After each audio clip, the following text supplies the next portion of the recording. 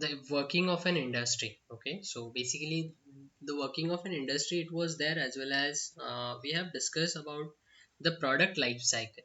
Okay, so basically if you want to manufacture any product, if you want to sell anything, okay, so before that you have to manufacture, but before manufacturing, that particular product has gone through the multiple phases over there. Okay, so basically that is called as the product life cycle. Okay, so in product life cycle, I told you that after the design, okay, we have added two more steps. I mean, design, drawing, and then manufacturing. This is the phase, and then quality it is there.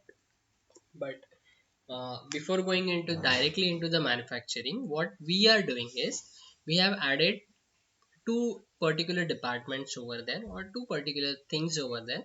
Out of that, the first is nothing but the CAD. Okay, so CAD is useful for what?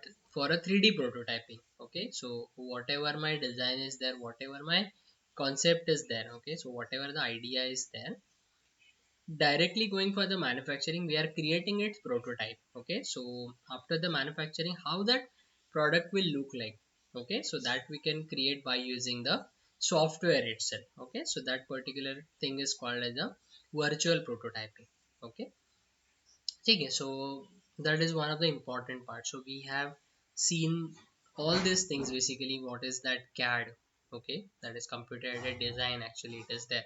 So that prototyping and all that we have already created. We have spent so much time on that. Okay, so basically we have spent the time on the sketch. It was there. And then it was a part design. So individual part design was there. Then was a assembly. Okay, it is a combination of all the parts. So basically we have gone through all these things. Okay, now we can switch on to the next part, that is nothing but the CAE. Okay, which stands for the computer aided engineering. Okay, and actually our subject is the structural FEA and further CAD. Okay, so the further CAD we have already completed, and now we have to move on to the structural FEA. Okay, so that is a more important thing. Okay, now, directly going into the FEA, I'll be talking about the CAE first. Okay, I will talking about that concept first, and then we will be move on to that whatever the theoretical part and all these things are there. Okay, so basically, what is CAE? So as I said, that is computer aided engineering. Okay, now you will ask me like, okay, so what we are doing in that CAE? Okay, क्या हम लोग करेंगे यहाँ पे? So basically, what we are doing in the CAE, so we are analyzing any of the product. So whatever your product is there, whatever your part is there, so basically we are analyzing those part. Okay, now how we are going to analyze this thing? Okay, so basically whatever the operating conditions are there, तो उसको manufacturing करने के बाद में जो भी उसके operating conditions रहेंगे, जो भी कंडीशंस में हम लोग उसको यूज करने वाले हैं, okay, so before going into that phase हम लोग क्या करेंगे, उसी कंडीशंस को वर्चुअली यहाँ पे क्रिएट करेंगे, and with the help of software again we are testing. Okay, so basically that phase is called as an analysis. Okay, now if you try to understand, if you want to understand the concept of analysis basically, so we can go for multiple what we can say examples over there. So उसमें से एक मैं just आप लोग को बता देता हूँ. हम लोग क्रिकेट मैच बहुत देखते हैं. Okay, even I guess some of you are football lovers.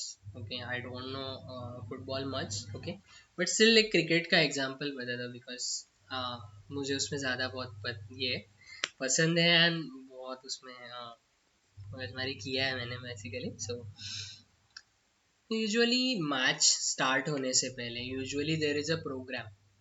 Okay, sometimes जो भी उसका रहेगा depending on the channel, so around 1 घंटा या 1.5 घंटा पहले वो प्रोग्राम चालू हो जाता है, and then that they started talking on all the things. So basically कभी सुना है वो, तो उसमें वो लोग क्या बोलते हैं कि इज़ लाइक जो मैच है, ओके, जो मैच होने वाला है, तो उसके बारे में वो लोग ना प्रेडिक्शंस करते हैं वहाँ पे. अब ये प्रेडिक्शंस किसके बेसिस पे होता है?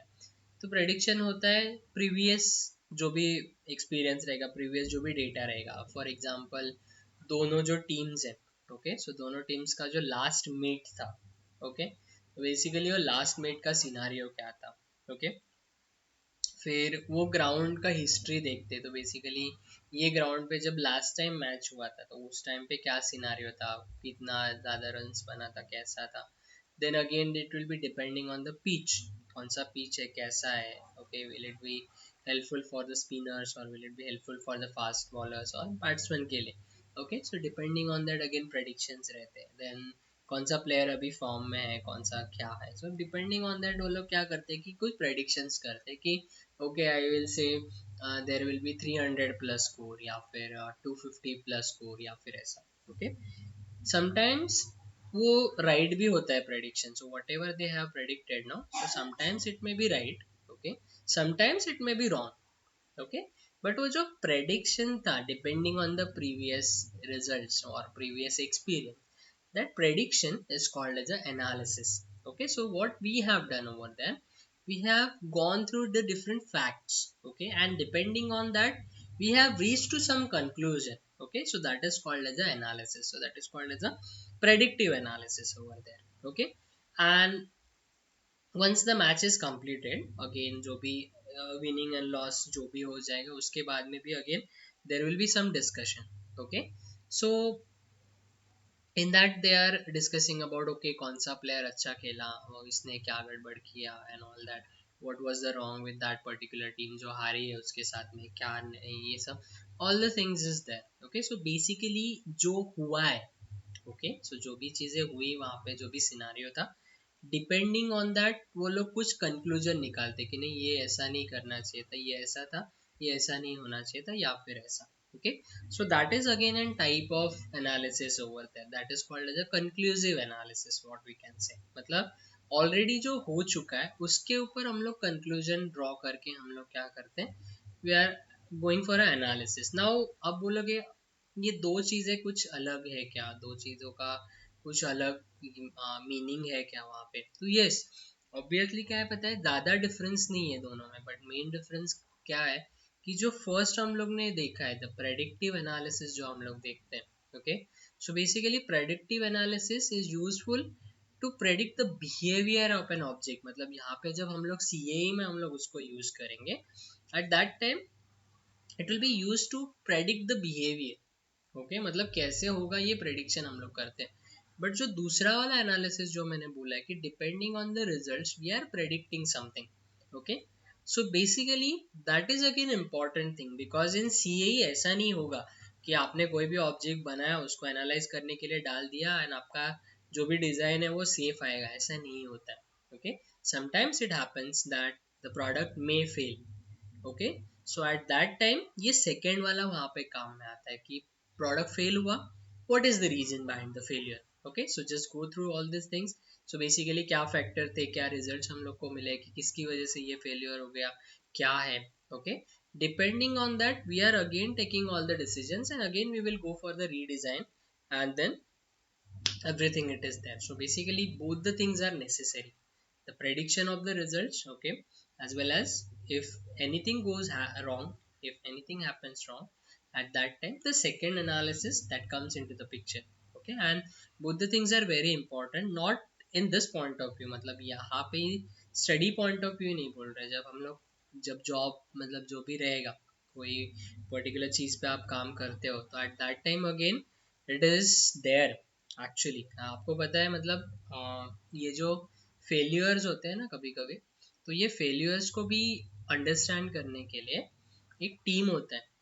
ओके, एंड ये पूरा टीम जो है ना बैठ के पूरा ये एनालिसिस करता है कि ओके क्या प्रॉब्लम है क्या नहीं है. सो उसके बारे में भी वहाँ पे पूरा डिस्कशन होता है and they are reaching to some conclusion and accordingly they will I mean, they will inform you about all the changes and all that. Okay, so basically, the analysis is more or important because directly going into the manufacturing and then अगर कुछ failure हो जाता है तो जो loss हम लोग उठाएंगे उससे बेहतर है कि बाय यूजिंग अ 3D prototype, okay, bye using अ सीएई हम लोग पहले ही उसका प्रेडिक्शन करते हैं. Okay, and that will be reduce your cost as well as that will be reducing your time over there. Okay, so that will be a beneficial thing, so that's why uh, nowadays in most of the industries, okay, almost अभी तो हर जगह पे ये चीज़ मतलब mandatory ही है that if you want to launch any product, okay, even not even in the big company, मतलब बहुत बड़े कंपनीज है, एमएनसीज एंड ऑल दैट, उसमें तो ऑब्वियसली तो लगेगा ही, बट अभी ऐसा हो गया कि स्मॉल स्केल में भी अगर मैं भी कुछ अगर कोई प्रोडक्ट अगर बनाने के लिए जाऊँ, okay, and if I go to the any of the manufacturer और जो कोई इन्वेस्टर रहेगा उसके पास अगर मैं जाता हूँ, तो सबसे पहले उसका सवाल मुझे यही रहेगा that where are the analysis result. तो उसको मेरे को बैठ के वो चीज़ दिखाना पड़ता है कि okay these are the results, ये ऐसा ऐसा प्रोडक्ट है, ये ऐसे ऐसे डायमेंशंस है, ये इतना स्ट्रेस यहाँ पे इतना आ रहा है, ये फेलियर ऐसा नहीं होगा and all this things I need to explain him, okay, and उसको लगा कि हाँ ये बराबर है, प्रॉपरली वर्क करेगा, देन उसके बाद में वो क्या करेगा, वहाँ पे इन्वेस्टमेंट करेगा या फिर जो भी मैन्युफैक्चरिंग वाला है तो वो वहाँ पे करने जाएगा। तो ultimately these are the very important thing right now, okay, so that's why we have to focus on this thing। and अगर आप लोग एनालिसिस के बारे में अगर बात करते हैं तो इन योर सिलेबस आगे भी जो आपका सिलेबस एंड ऑल दैट है, तो उसमें analysis again that will B at a different level, okay, so that's why इसका भी बहुत ज़्यादा प्रैक्टिस कर लो, बिकॉज मैंने एक चीज़ नोटिस किया है, मतलब मैंने जो मेरे जितना भी एक्सपीरियंस है वो पूरे एक्सपीरियंस के लाइफ में मैंने यही चीज़ ये की है दैट 3D मॉडलिंग के लिए ना बहुत लोग जाते हैं, मतलब किसी को भी मैं अगर पूछूँ ना कि क्या करेगा तो पहले बोलेंगे डिज़ाइन इंजीनियर, ओके ठीक है डिज़ाइन इंजीनियर ठीक है, डिज़ाइन में क्या करना है, तो बेसिकली जिसको पता है डिज़ाइन में क्या क्या है वो बोलेगा 3D मॉडलिंग। मैं 100 लोगों को अगर पूछूँ ना तो उसमें से 10 जन मेरे को बोलेंगे मेरे को एनालिसिस में जाना है, या फिर 5 लोग बोलेंगे I want to go into the analysis, rest of the people will say I want to go for the 3D modelling.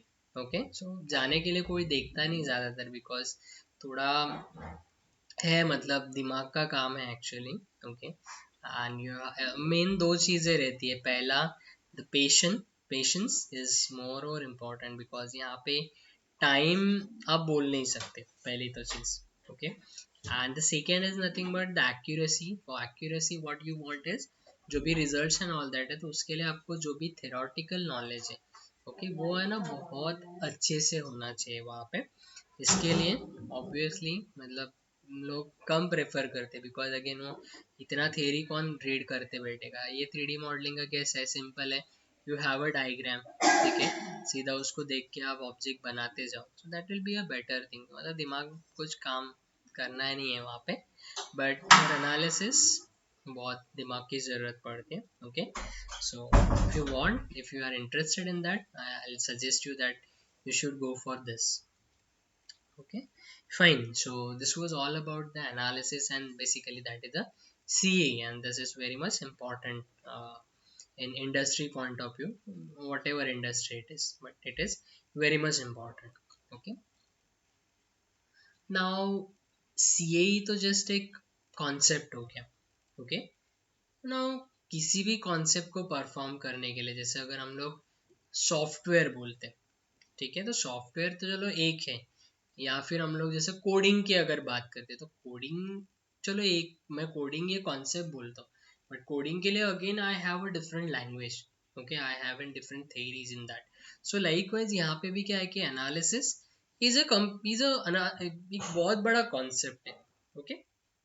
Now to perform this concept, okay, या फिर ये अंडरस्टैंड या फिर स्टडी करने के लिए we need some tools, okay, so basically the tools are nothing but the theoretical tools, and theoretical tools से हम लोग क्या करते हैं, we are deriving the software tools over there, okay, so we will be discussing about the theories first, and then later on we will be discussing about the what we can say the software tools itself, okay, now okay, so now what are those theories, or what are those tools basically?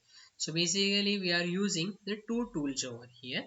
The first tool is called as a FEM, okay, so that is nothing but the finite element analysis, sorry, finite element method.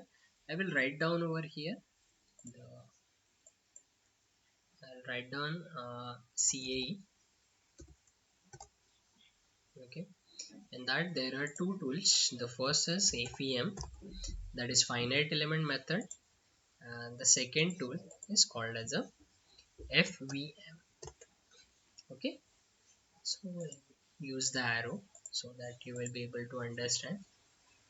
Okay, this is categorization.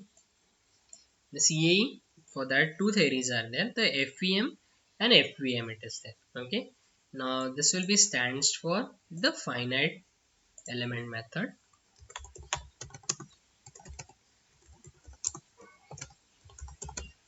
Okay, whereas this stands for finite volume method. Okay, so these are the two things, FEM and FVM. Okay, now we'll try to understand the concept behind this. Okay, so what is this FEM and what is this FVM? So we will try to understand that thing. Okay, so let us consider an example. Okay, okay एक काम करते हैं हम लोग, एक थोड़ा basic example लेते हैं फिर बाद में मैं वो दूसरा बता देता हूँ. Have you ever studied the integration?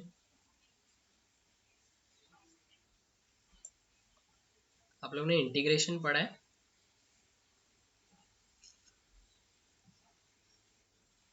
Yes, okay. सो उसका जो ना फर्स्ट डेरिवेशन याद आ रहा है तुम लोग को? एकदम बेसिक डेरिवेशन था. या फिर हम लोग एक काम करते हैं, I will consider an example. Integration 0 to 1 x dx. What is the methodology to solve this problem?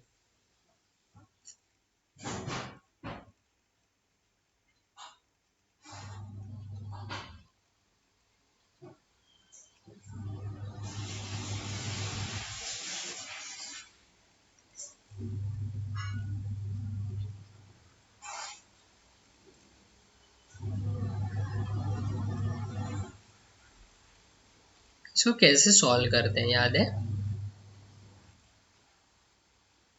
First integrate x with respect to dx and then we have to put a boundary conditions. Yeah, exactly. So basically ये जो concept है ना, ये कैसा होता है, ये जो सर्कल है इसका एक छोटा सा एरिया रहेगा ये वाला. So that will be considered as a dx over there. Okay, यहाँ पे मैंने x चलो पहले कंसिडर कर लिया. बट अगर नॉर्मली अगर इंटीग्रेशन 0 to 1 dx अगर मैं कंसिडर करता हूँ, 1 into dx रहता है वो. So dx is nothing but a smaller area over there. तो मतलब मुझे क्या करना है कि अगर एक सर्कल का एरिया अगर फाइंड आउट करना है, so what I will do is instead of considering a complete circle, I will consider a smallest part of that particular circle which is called as the dx. Okay, I will find out the results for that particular whatever the small element it is there. Okay, small part it is there, and then whatever the results we are getting, I will apply those results over the whole domain.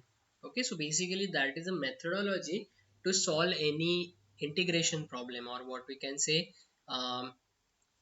Integration का अगर आप डेरे मतलब ये देखोगे, basic जो देखोगे, सो this is the thing actually.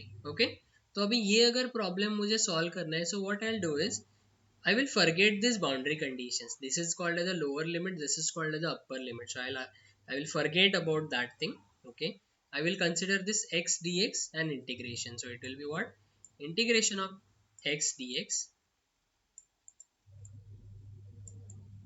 Okay, now what is the integration of x with respect to dx? That is x square by 2. So I'll write down x square by 2 over here, and then I'll substitute the boundary conditions. That is, the upper limit is 1 and the lower limit is 0. I will substitute both these values. So it is 1 square upon 2 minus 0 square upon 2. Yeah, exactly. That is how much? That is 1 by 2. Okay, so what I have done is I have applied the integration. मतलब ये पूरे domain के लिए हम लोग ने ये equation लेके सॉल्व किया था, and this is the value what I got. Okay, but ये बताने के पीछे का रीजन क्या है? To understand the finite element method. So finite element method में बेसिकली हम लोग क्या करते हैं कि कोई भी अगर एक ऑब्जेक्ट है, फॉर एग्जांपल ये ऐसा अगर एक सपोज प्लेट है, ठीक है, तो ये प्लेट को एनालाइज करने के लिए we are not considering the complete plate initially. What we will do is we will divide this plate into multiple smaller parts over there. ये ऐसे छोटे छोटे पार्ट्स में हम लोग उसको डिवाइड करेंगे, ठीक है, जो भी रहेंगे. उसमें से एक पार्ट हम लोग यहाँ पे उठाएंगे, उसको हम लोग एनालाइज करेंगे by using the boundary condition, and whatever the result we got we will integrate those results over the whole domain. Okay, and फिर हम लोग क्या करेंगे, ये पूरे डोमेन के लिए द वैल्यूज हम लोग वहाँ पे फाइंड आउट करते हैं. So basically this method is called as a finite element method. Okay, finite element method अगर आपको कोई पूछता है तो basically you will say that we will divide the given domain into smaller sub domains, what we can say, या फिर छोटे छोटे पार्ट्स में हम लोग उसको डिवाइड करेंगे. So basically that is called as a finite element method. So यहाँ पे फाइनाइट एलिमेंट में जो ये एलिमेंट्स है, ये जो ब्लॉक्स हम लोग क्रिएट करेंगे, that will B 2D blocks over here. Okay, ये जो है ये एरिया ब्लॉक्स है या फिर 2D ब्लॉक्स है. That's why this is called as a finite element. Okay, whereas finite volumetric में हम लोग क्या करते हैं, ये जो ब्लॉक्स है हम लोग, ठीक है, so instead of considering 2D blocks we will be considering the 3D blocks over that. Okay, इसके लिए वो वॉल्यूम कंसिडर होते हैं ऐसा.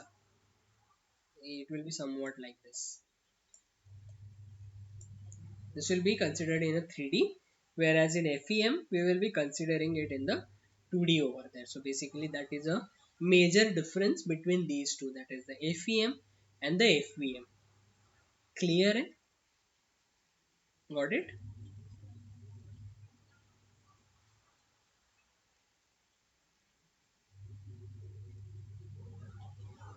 Any doubt?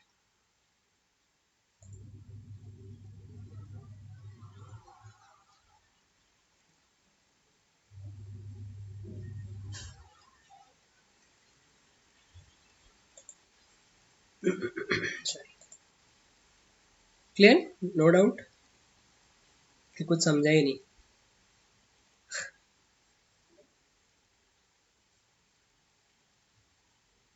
Yes.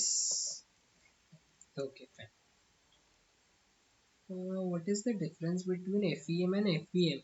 Basically, in FEM, we are considering the 2D elements over there, whereas in FVM, we are considering the 3D elements over there. Just 1 minute.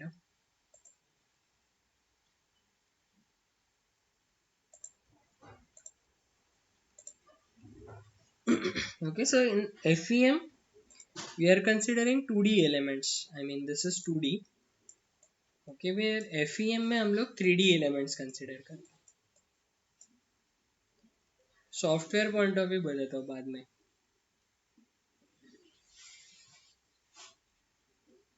Okay,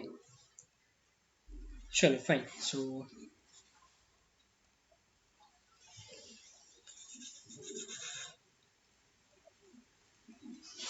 चलो, and then we will have a next thing.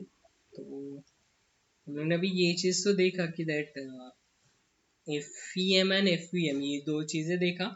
Out of this F V M अभी के लिए हम लोग के लिए ज़रूरी नहीं है. ओके, ये चीज़ हम लोग बाद में, आई मीन हम लोग को तो यूज़ नहीं है अभी, मे बी नेक्स्ट टाइम तुम लोग को दूसरे सब्जेक्ट के लिए it will be required. Okay, so at that time you will be studying. So we'll be focusing on this finite element method. Okay. चलो, I'll add one thing.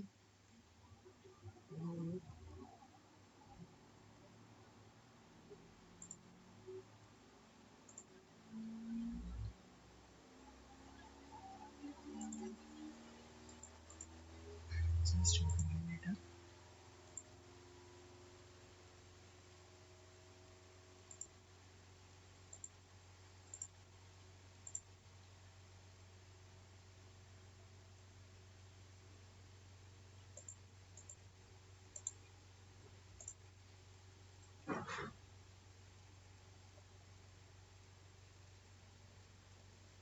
ठीक है.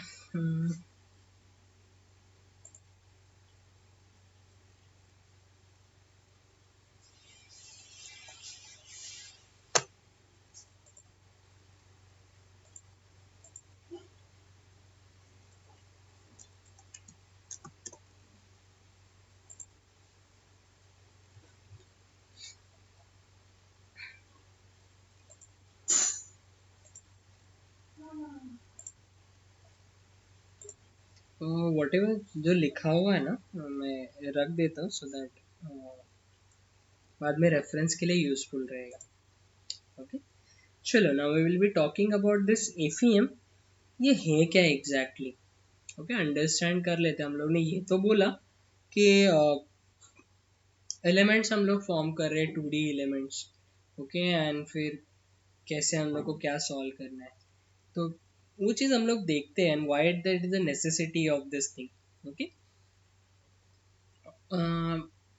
आप लोग ने ना स्ट्रेंथ ऑफ मटेरियल सब्जेक्ट पढ़ा है कभी? या okay, what was there in, I mean क्या क्या पढ़ा है उसमें से?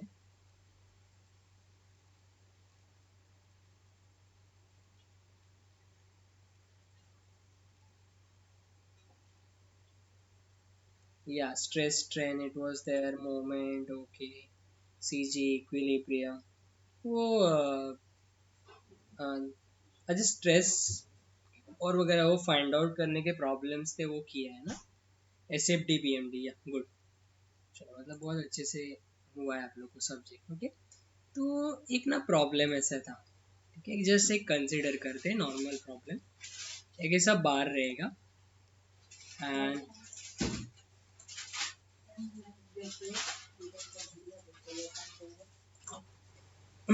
सॉरी. ओके, सो बेसिकली ये एक फोर्स है यहाँ पे, load. On this side there will be a fixed support. The length of this bar is capital L,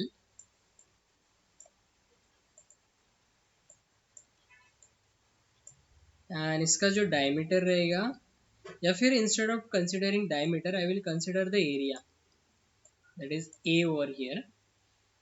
And इसका कुछ तो material रहेगा, so that will be E. The Young's modulus it will be there, that will be something. Okay, so what are the parameters? एक बार हम लोग ने consider किया है, normal bar, which is subjected to a load of P, having a length capital L, and area is A, and the property, material property, that is the Young's modulus, that is E is something, whatever the value it is there. Now what I want to do is I need to find out the stress from that particular thing. Okay, so how to solve this particular problem? तो उसके लिए ना हम लोग ने एक formula देखा है, that delta L is equal to PL upon A.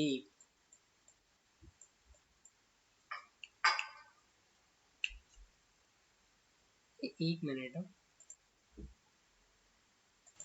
Okay,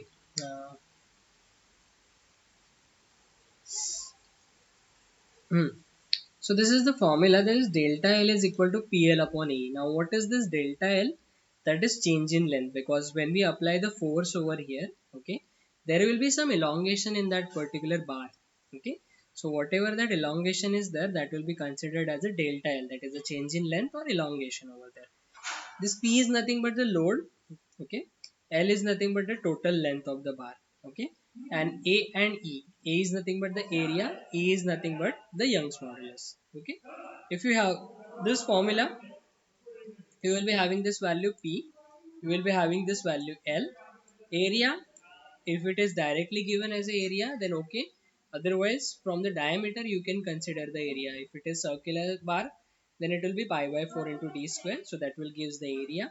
And Young's modulus, this value is been given over there. Okay, so you, if you know all the values, you can find out the change in length over there.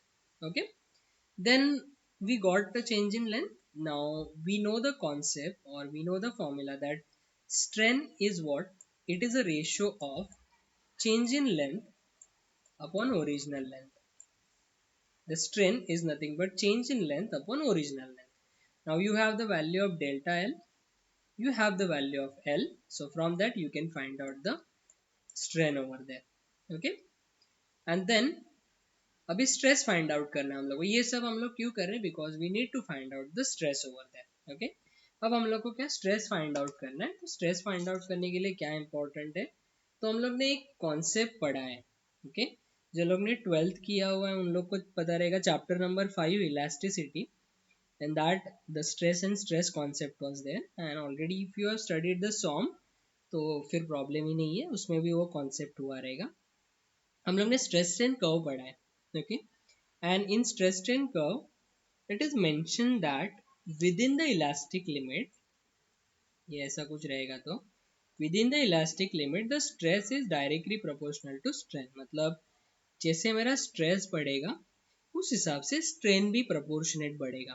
Okay, so we will use that whatever the thing is there ना, तो उसको हम लोग यहाँ पे concept को use करते हैं. तो with in the elastic limit the stress is directly proportional to strain. So I will write down sigma is directly proportional to E. Okay, अब ये जो प्रोपोर्शनलिटी साइन है उसको मुझे हटाना है.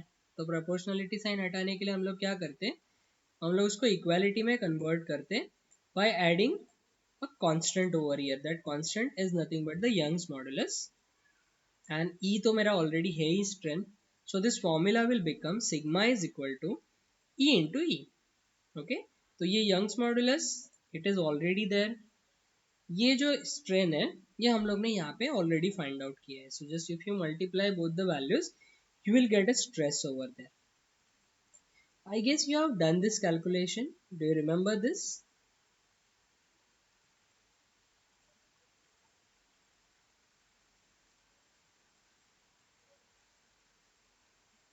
Yeah, okay, fine. चलो, तो ये हम लोग ने स्ट्रेस तो फाइंड आउट कर लिया. अब मेरे को एक बात बताओ, ये जो रिजल्ट है, ये ये पूरे बार में ये जो स्ट्रेस का वैल्यू है ये कहाँ पे मिलेगा मुझे? Can you tell me that?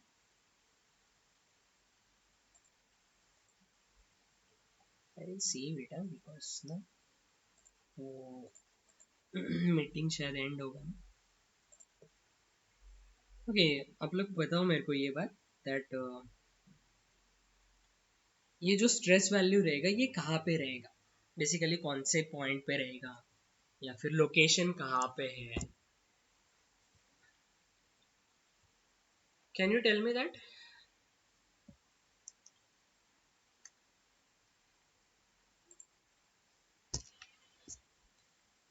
Are you getting my question? ये जो मैंने स्ट्रेस फाइंड आउट किया है ये पूरे बार में ये वाले ये कहाँ पे एक्ट होगा, तो कौन से रीजन में ये स्ट्रेस है? Can you predict that thing?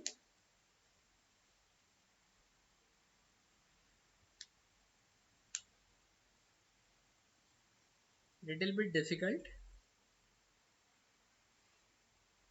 Near the fixed area, या exactly.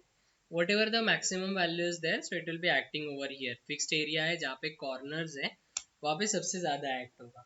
Nice.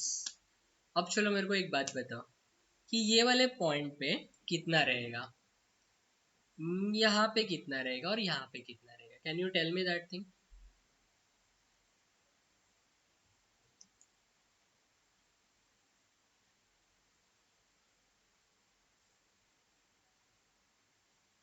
Nah, it won't be same. It will be different. It is going to distribute. So maximum you will be getting at this level, but on this different points it will be different. That is not going to be same. Okay. So what you have to do is you need to, yeah, it will be reducing while going into the right, yeah, and it will be vary depending on the distance from the support, yeah, exactly, yeah. So that will be vary over there, but again if you want to find out that value, that is not difficult, but again you have to do the calculation. Okay, so again what you have to do is again you have to consider this length and you have to solve this thing. again ये पूरा इतना Ramayan solve करना पड़ेगा. Again फिर ये ले लो, again यहाँ पे सॉल्व करो, अगेन यहाँ पे लेंथ ले लो, again you have to solve it. Okay, so basically you have to go for a multiple calculations for this thing. Okay, थोड़ा सा अजीब नहीं लगता है? प्रॉब्लम हालांकि है सिंपल. ओके, मतलब एक सिंगल कैलकुलेशन में मैं सब कुछ बता सकता हूँ, but the problem is that कि सिंगल कैलकुलेशन में मैं पूरे बॉडी में क्या डिस्ट्रीब्यूशन है स्ट्रेस का, that I can not predict. Okay, and actually this is the problem with the analytical method. मतलब जो भी हम लोग के कन्वेंशनल मेथड्स है उनके साथ में यही प्रॉब्लम है that if you want to solve any problem, if you want to find out, or if you want to do the any analysis over there in a single go, you cannot predict the behavior of that particular product. मतलब पूरा का पूरा जो object है उसका behavior कैसे होगा, that you cannot predict it. Okay, so you have to go for a multiple calculations over there, right? And second thing, एक और चीज यहाँ पे हम लोग मतलब मैं मतलब बताऊंगा, बोलूंगा आप लोग को ये चीज, that if one parameter is vary, okay, एक कोई पैरामीटर अगर वैरी हो जाता है, so with the help of formula I can solve it. Okay, जैसे अगर एक सिंपल बात बताता हूँ मैं आप लोग को, प्रैक्टिकल एप्लीकेशंस के साथ में ही बात करते हैं हम लोग. ये करंट और इसका पता है ना आपको, V is equal to I into R, बराबर ना? हाँ.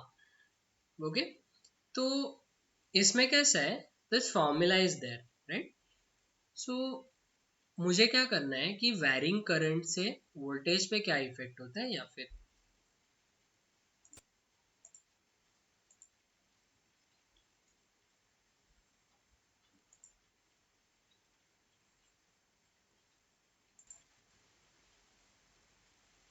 Okay. So what I was talking that, हाँ, वो formula V is equal to I into are.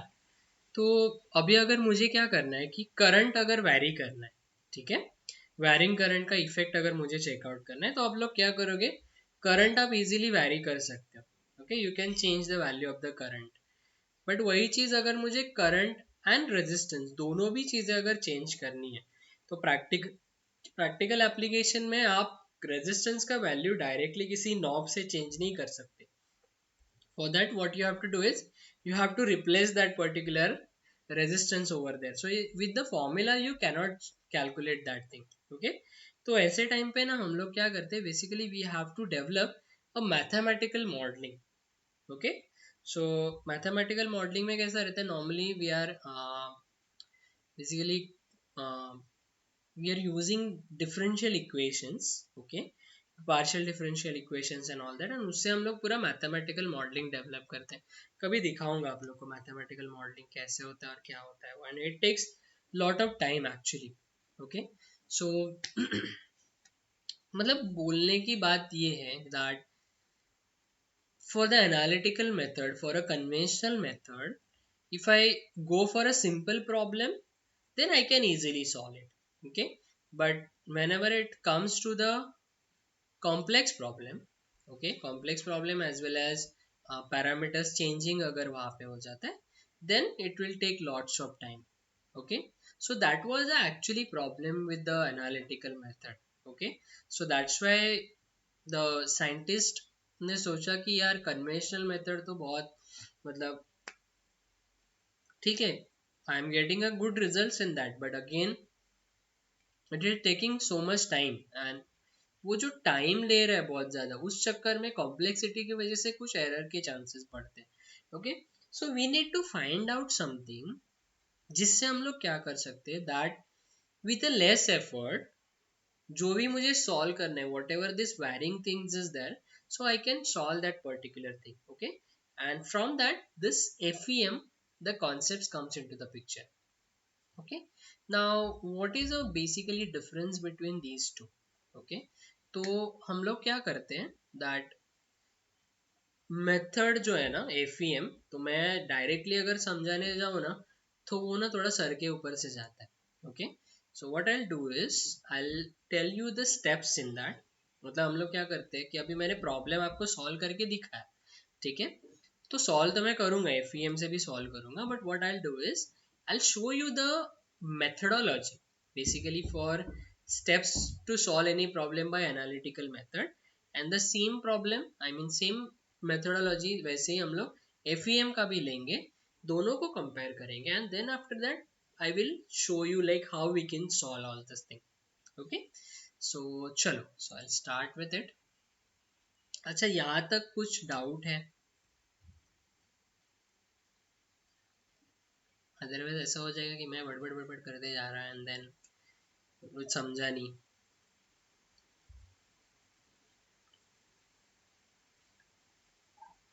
Clear? Okay, fine.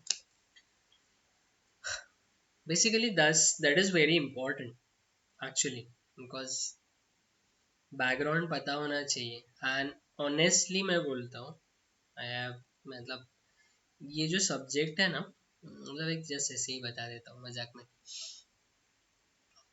मैं जब कॉलेज में पढ़ा था, ओके, एट दैट टाइम ना,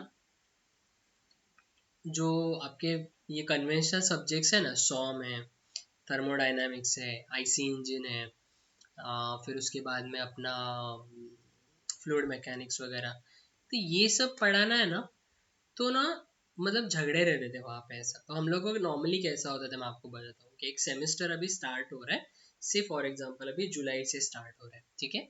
सो कभी कभी हम लोग एक महीना पहले ही वो डिस्ट्रीब्यूशन होता था, या फिर कभी एक 10-15 दिन में हो जाता था। तो नॉर्मली अगर एक महीना सपोज है, तो ऐसे ना सब्जेक्ट के चॉइसेस देने पड़ते थे कि आपको नेक्स्ट सेमेस्टर में कौन सा सब्जेक्ट पढ़ाना है। एंड अकॉर्डिंगली हम लोग चॉइसेस दे देते कि 3 चॉइसेस, 4 चॉइसेस, जो भी उनका रहेगा वो हम लोग दे देते थे, उसमें से हम लोग को एक रिजल्ट मिलेगा। तो बेसिकली ये जो कन्वेंशनल सब्जेक्ट है ना, तो उसके लिए ना बहुत मारा मारी चलता था। एंड जो भी सीनियर फैकल्टीज जो रहते थे, वो लोग कैसा कि मैंने इतने साल पढ़ा है, मैं ही पढ़ाऊंगा, ऐसा तो वो लोग है ना अपने पास लेते थे ऐसा।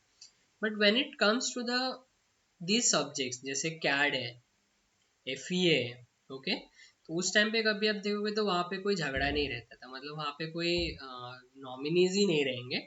एक आध या दो जन कोई तो रहेंगे, एक आध भी रहेगा तो भी उसको बोलेंगे अच्छा एफईए तू अकेला है ना, अच्छा ठीक है तू ही ले ले सब कुछ पूरा, या फिर दो जन है, ठीक है एक डिवीजन तू ले, एक डिवीजन तू ले। तो मतलब वहाँ पे कुछ भी झगड़ा नहीं, बिकॉज मैक्सिमम जो लोग हैं वो इस सब्जेक्ट में पढ़ाने के लिए देखते ही नहीं है, because they don't understand the concept. See, इसको सॉल्व करना, प्रॉब्लम्स को सॉल्व करना, that is a simple task. Matrix ही सॉल्व करना है, तो that is a simple task. But जो इसका जो बैकग्राउंड है, जो बेसिक्स है, वो ना समझना बहुत डिफिकल्ट होता है, मतलब कुछ लोगों के लिए। तो लोग है ना फिर इस झंझट में पढ़ते नहीं है, तो इसके लिए ये कैड सब्जेक्ट्स है, या फिर ये एफईए जो है, एफईए में तो थ्योरी में कोई जाता ही नहीं है, ओके। एंड जो भी जाता है ना, मतलब बहुत कम लोग ऐसा रहते हैं जो सिर्फ प्रॉब्लम्स ही पढ़ाते हैं। एंड प्रॉब्लम्स भी ज़्यादा नहीं पढ़ाएंगे, एकदम बेसिक बेसिक जो सिंपल सिंपल स्टूडेंट्स को समझते हैं ना, उतना ही पढ़ाते हैं। एंड दैट्स इट, सेमेस्टर निकल जाता है, okay.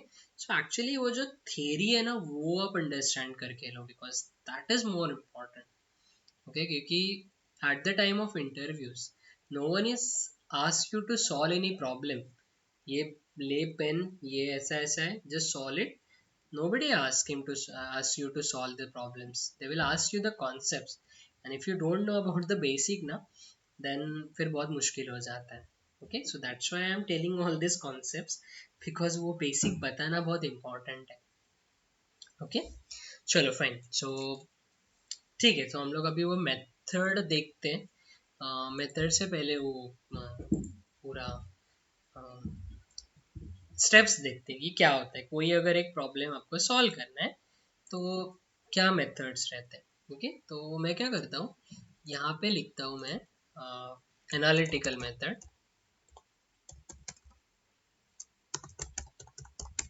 Okay.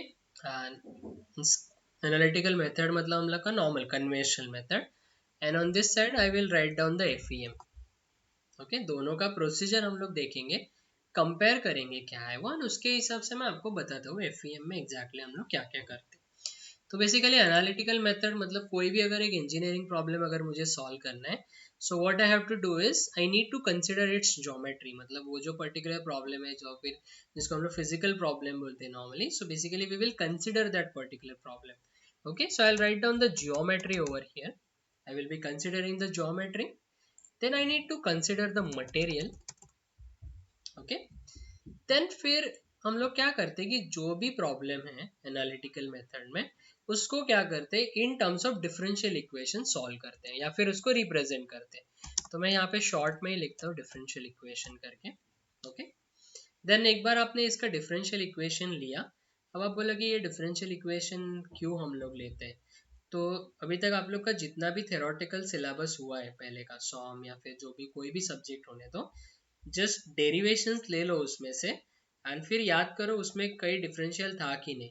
And you will find that in each and every derivations you will find the differential equations, because कोई भी engineering problem को solve करने के लिए differential equation is one of the best tool, because differential equations is having a boundary conditions. Okay, so with the help of boundary conditions you can easily solve any of the problem. So that's why maximum cases में you will find the differential equation. So I'll write down the differential equation, then I will write down the boundary conditions. So short में मैं उसको BCS करके लिखता हूँ, and then it will be a solution and then results.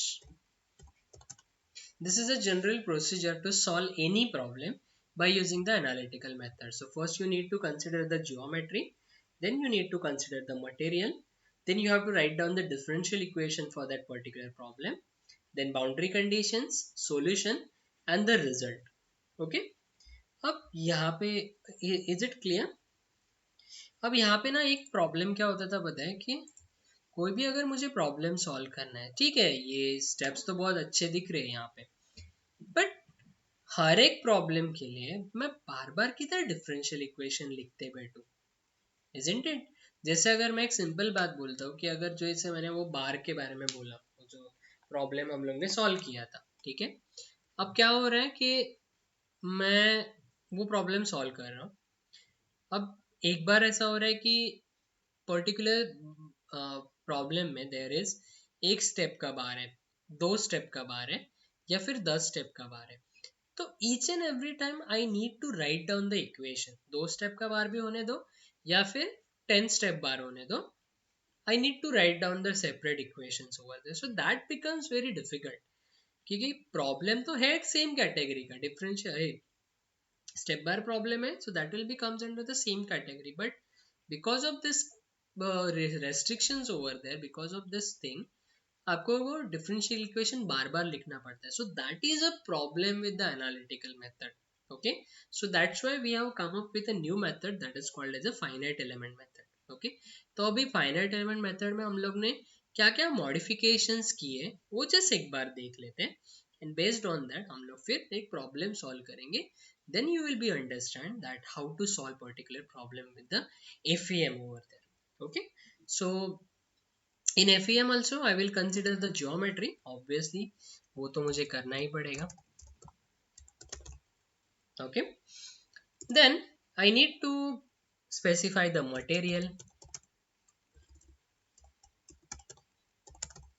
Okay, then यहाँ पे directly differential equation हम लोग नहीं कंसिडर कर रहे हैं, यहाँ पे एक और स्टेप यहाँ पे आता है, वो मतलब that is a main step which will differentiate between these two, that analytical method and the finite element method. तो वो स्टेप क्या है, that is called as a discretization.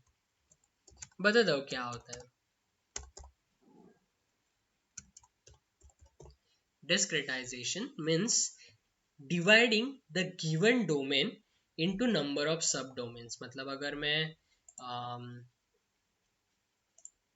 ये ऐसा अगर पार्ट कंसिडर करता हूँ, ठीक है, so instead of considering complete geometry what I will do is I will divide this part into number of smaller parts. तो ये जो स्मॉलर पार्ट्स में डिवाइड करने का ये जो प्रोसेस है, that is called as a discretization. So just remember the definition, that dividing the process of dividing the given domain into number of subdomains is called as a discretization. So that is a theoretical term, and in a practical term or in a software term we are calling it as a meshing. You might have heard about this word mesh. Okay, so basically I'll write down in a bracket discretization, or in bracket I will write down mesh. Okay, so basically this is the thing. Then next is, अभी चलो geometry हो गया, material हो गया, ये मैंने अलग यहाँ पे कर दिया. Now what we need to do is we need to consider the equation over there, but अभी यहाँ पे हम लोग डिफरेंशियल इक्वेशन नहीं लिखते बैठेंगे. इंस्टेड ऑफ दैट यहाँ पे हम लोग अलग फॉर्मेट में इक्वेशन लिखते हैं. First I will name that particular thing, वो मैं क्या है वो लिखता हूँ, and then I will explain you कि एग्जैक्टली ये है क्या. Okay, so that equation is called as a element matrix equation. Okay ये जो डिफरेंशियल इक्वेशन है इसको हम लोग ने यहाँ पे मॉडिफाइड कर दिया element matrix equation. Now what is this element matrix equation? तो बेसिकली ये जो डिफरेंशियल इक्वेशन है, अभी जैसे 2 स्टेप का अगर बार है तो भी मुझे डिफरेंशियल इक्वेशन लिखना पड़ेगा, और 10 स्टेप का भी बार है तो भी मुझे डिफरेंशियल इक्वेशन लिखना पड़ेगा. तो यहाँ पे एलिमेंट मैट्रिक्स इक्वेशन या फिर एफईएम में हम लोग ने क्या किया है कि अभी प्रॉब्लम्स को कैटेगराइज किया हम लोग ने. ठीक है, अब क्या है, स्टेप बार प्रॉब्लम है, या फिर ट्रस प्रॉब्लम है, या फिर थर्मल प्रॉब्लम है.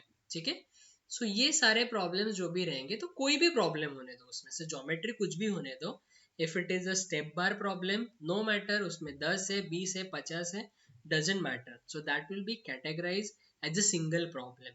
एक सिंगल कैटेगरी यहाँ पे किया हुआ है. If it is a truss problem, no doubt, no issue, कितने भी मेंबर्स उसमें होने दो, that will be categorize as a truss problem. Okay, तो ये स्टेप बार के लिए एक इक्वेशन रहेगा, कितने भी स्टेप्स होने दो. ये ट्रस्ट में कितने भी मेंबर्स होने दो, एक इक्वेशन रहेगा. हीट ट्रांसफर कंडक्शन प्रॉब्लम है, कुछ भी ज्योमेट्री होने दो, कोई भी कितने भी नंबर ऑफ एलिमेंट्स होने दो, that will be considered for the single equation. Okay, तो यहाँ पे हम लोग ने क्या किया है कि प्रॉब्लम्स को कैटेगराइज करके हर एक कैटेगरी के हिसाब से कोई भी ज्योमेट्री होने दो, we can solve it. Okay, so that's why this element matrix equation comes into the picture.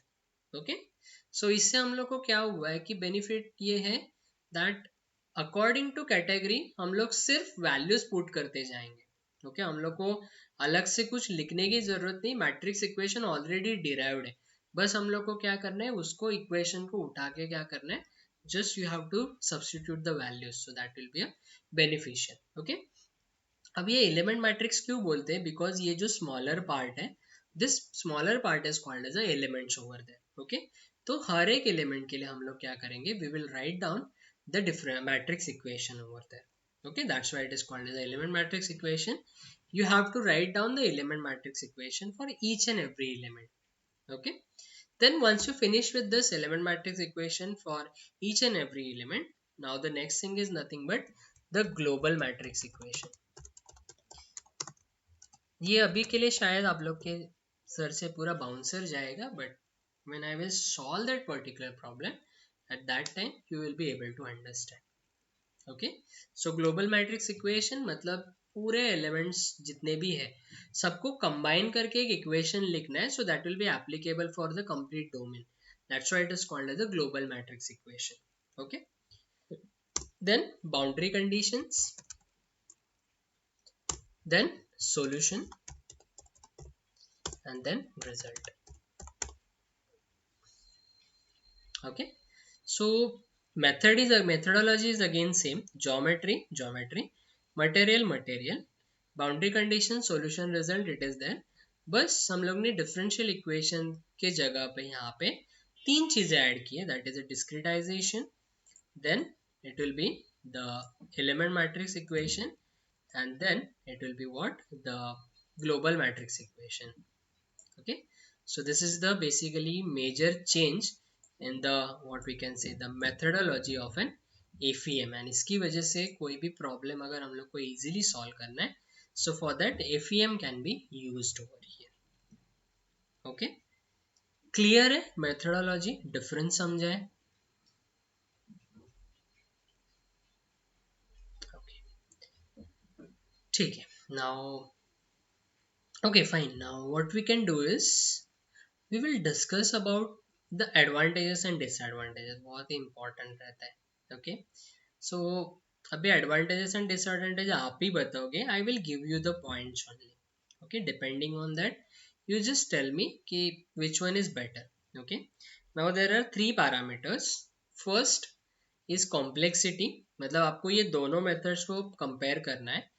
कौन से पैरामीटर्स पे, पहला है कॉम्प्लेक्सिटी के बेसिस पे, सेकेंड है टाइम के बेसिस पे, एंड थर्ड इज एक्यूरेसी के बेसिस पे. चलो कंपेयर करो.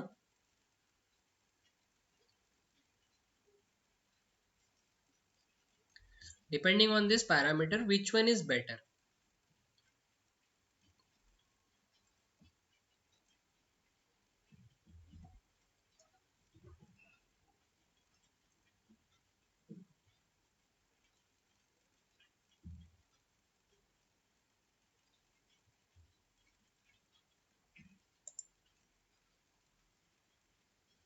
For complexity, FEM.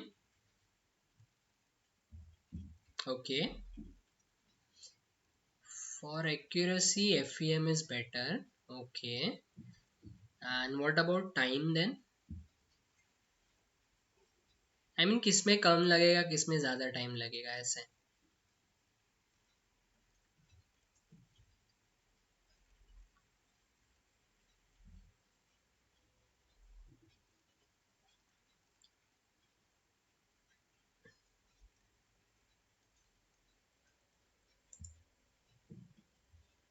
Less time for FEM.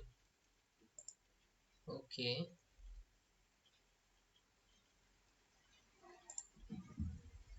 Okay, मैं ना एक एक वापस पूछता हूँ, उस हिसाब से आप मेरे को बताते जाओ. Everybody, complexity, which one is better?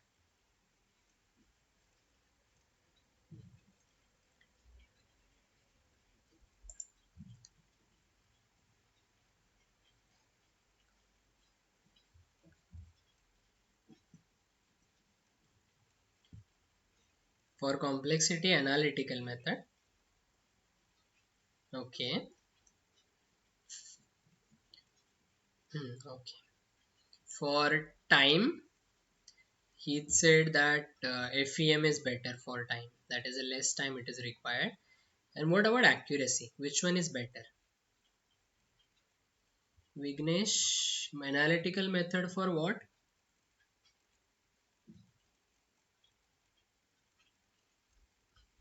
Time. Okay. ठीक है. And Smith and Rishita, accuracy. That is FEM, I guess. Okay. Okay. Fine. Fine. Chalo. Nice. Now I'll tell you. For complexity, the FEM is better. Okay, because with the analytical method, as I said, no, for to solve this problem particularly, we need to develop a mathematical model, and that is quite. I mean, that is little bit difficult actually. Okay, even when I have developed the mathematical modeling for my master's project, it took me around 1 month. Okay. And again जब मैंने उसको present किया था मेरे internal faculties के सामने, I mean हम लोग को जब प्रोजेक्ट सबमिट करना होता है, so I need to give an presentation to my faculties. जितने भी सारे हैं उनका जो पैनल रहेगा उनको देना पड़ता है. And if they approved, then the project will be submitted, and then final viva it will be there. Okay. So uh,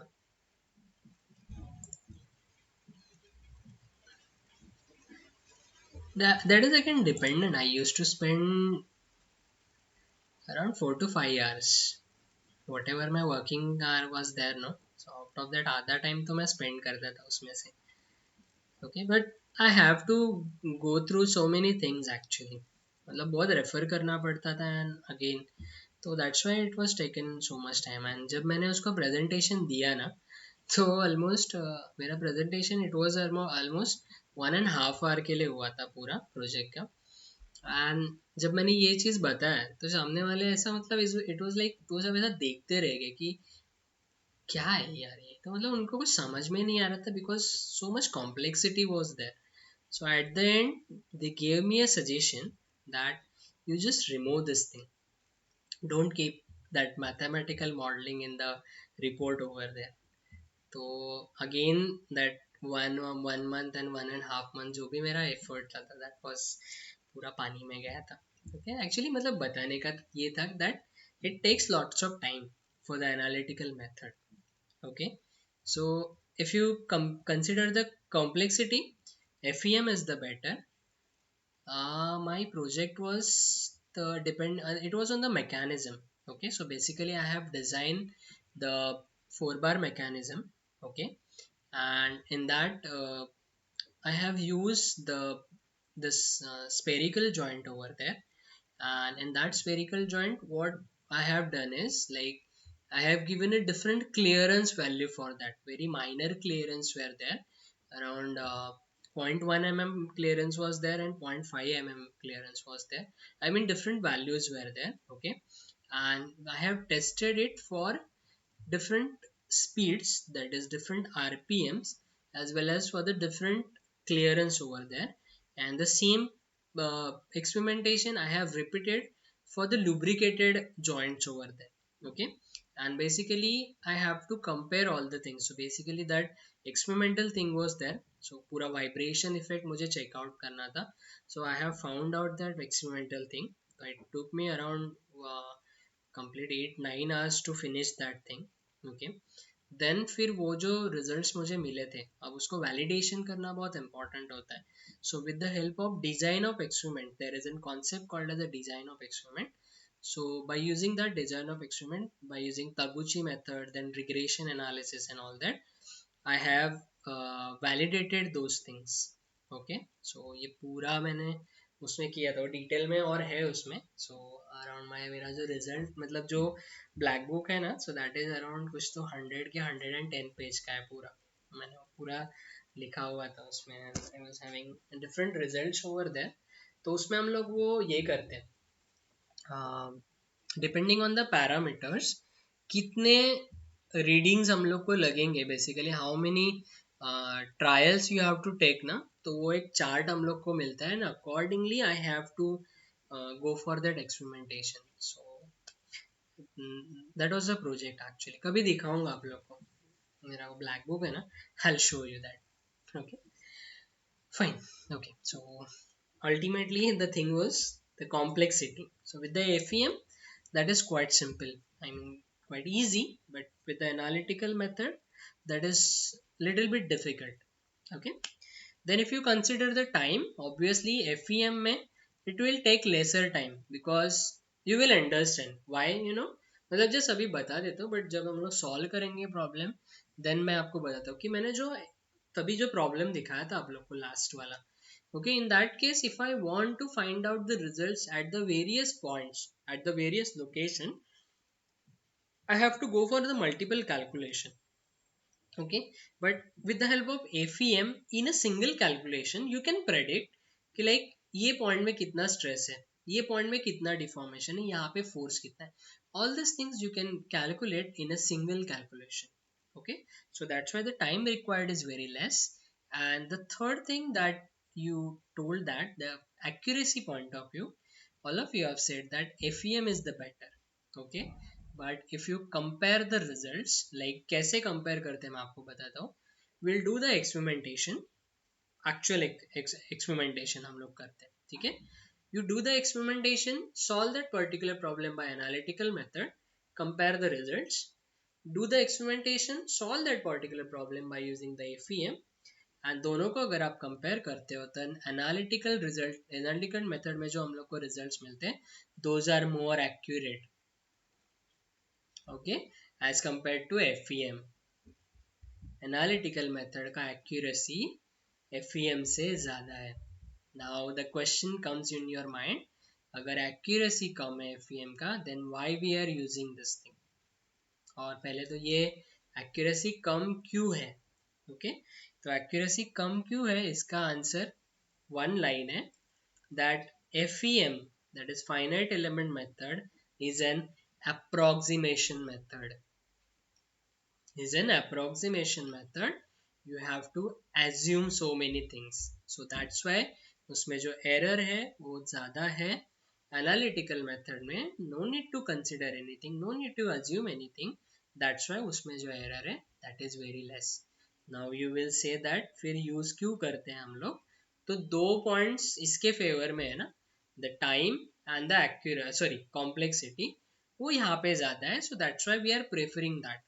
okay, तो अभी आप बोलोगे फिर एरर का क्या करना है. Error we can reduce. Okay, there are multiple ways with which you can reduce the error.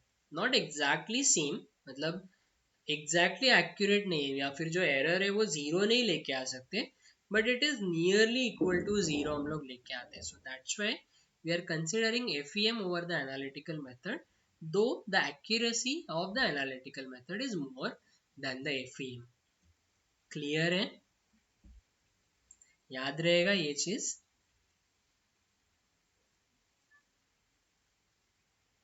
Okay, ठीक, fine. So that's why we are going into the FEM. Okay, okay. Now चलो फिर अभी देखते हैं हम लोग दैट ये जो methodology है, we will solve that particular methodology, we will use that particular methodology. Okay, and okay, one thing I want to ask you that इसका जो डेमोन्स्ट्रेशन है, बेसिकली ये जो theoretical calculation है, इसका डेमोन्स्ट्रेशन हम लोग को करना पड़ेगा, because unless and until you don't know, unless and until you don't validate those results, तब तक सॉफ्टवेयर पे भरोसा नहीं होता है. Okay, now the problem is that जो सीम स्केल है ना, वो थोड़ा लिमिट, मतलब मुझे थोड़ा लगा कि लिमिटेड एप्लीकेशन है. ओके, हम लोग यूज करने वाले हैं, तो पहले से आपको डिमोटिवेट नहीं कर रहा हूँ, but what I was thinking that ये जो पर्टिकुलर प्रॉब्लम्स हम लोग सॉल्व करेंगे, for that I will be using answers. Will it be fine? सिर्फ ये वाले प्रॉब्लम्स के लिए, मतलब ये जो मैं अभी जो डेमोन्स्ट्रेट करूंगा ना, वो प्रॉब्लम्स हम लोग सिर्फ आंसर्स पे सॉल्व करेंगे. एंड जो बाकी है, जो भी हम लोग आगे सॉल्व करेंगे, वो हम लोग सॉफ्टवेयर पे सेम स्केल पे करते हैं. Okay, fine. सो थोड़ा आंसर्स के बारे में भी समझेगा ना. ओके, बिकॉज आगे चल के आपको वो भी यूज करना है तो आप यूज कर सकते हो, सो वो भी थोड़ा समझेगा. ठीक, चलेगा. चलो फिर अभी हम लोग फटाफट एक प्रॉब्लम देखते हैं, क्योंकि बहुत भाषण हुआ अभी तक मेरा, तो दैट्स व्हाई प्रॉब्लम सॉल्व करते हैं हम लोग. पहले हम लोग खुद करते हैं, फिर मैं आप लोग को एक प्रैक्टिस के लिए दे देता हूँ, एंड कल फिर वापस डिस्कशन करते हैं इस पे. ठीक है, चलो. So I will save this thing, ये मैं आप लोग के साथ शेयर करता हूँ.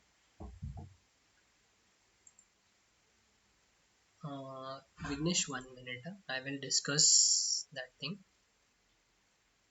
Let me save this one. Yeah, Vignesh is asking it won't be an issue for those students who don't have answers. Okay. Uh, yeah, yeah. That's why yeah. That's why I asked. I mean, जितने भी सारे students हैं, तो उन लोग को सबको problem नहीं होना चाहिए. नहीं तो अभी कुछ लोग जिनके पास है आंसर्स, या फिर जिनके पास सिस्टम्स वैसे हैं, they can say okay right now, but बाद में ऐसा नहीं होना चाहिए कि नहीं हम लोग को समझा नहीं है सब.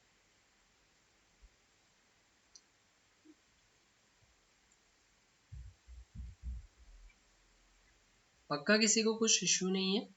बिकॉज दैट इज सिंपल, कुछ भी नहीं है उसमें, वेरी सिंपल. एंड ना ना ना, you don't require any answers for the practice. You required that this thing, seam scale for the practice itself. You will be using seam scale for the practice. Okay, what the main thing is that वो जो 1D problems है ना, वो solve, मतलब 1D analysis मुझे दिखाना है, तो 1D एनालिसिस के लिए answers is one of the best tool. That's why I was going for that. Okay, otherwise जो भी बाकी हम लोग को काम करना है, वो हम लोग उस पर ही करेंगे. ठीक है, एंड या what is the basic requirement for ANSYS? 4 GB RAM is enough. If you are not going for any heavy analysis, no, 4 GB RAM, that is enough. Simple problem solve करने के लिए. ठीक है, चलो. चलो देखते हैं हम लोग, पहले theoretical जो है वो देख लेते हैं, and then after that we will go for the practical. Okay.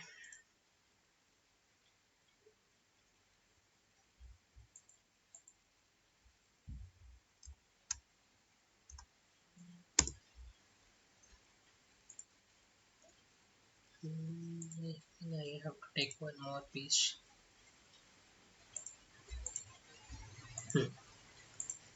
ठीक है. सो अभी हम लोग क्या कर रहे हैं दैट ये जो प्रोसीजर है हम लोग का we are demonstrating this thing. Okay. तो चलो स्टार्ट कर लेते हैं. तो इसके लिए एक प्रॉब्लम कंसिडर करते हैं.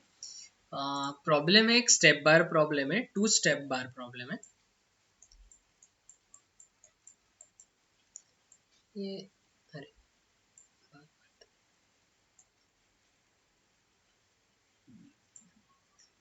थोड़ा समझ के लो. ठीक है, ये कनेक्टेड है, ये समझ जाओ ऐसे. ठीक है. Basically there is a step bar. ठीक है. और एक एंड जो है that is fixed over here and on the other side there is a force of 5 kN. ठीक है.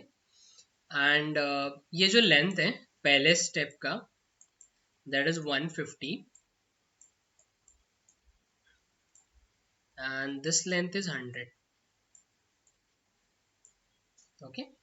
फिर ये जो पहला स्टेप है इसका डायमीटर है 50, सर्कुलर क्रॉस सेक्शन है, दिस इज 40. ठीक है. और यहाँ पे मटेरियल जो है that is E1 is equal to 210 giga pascal.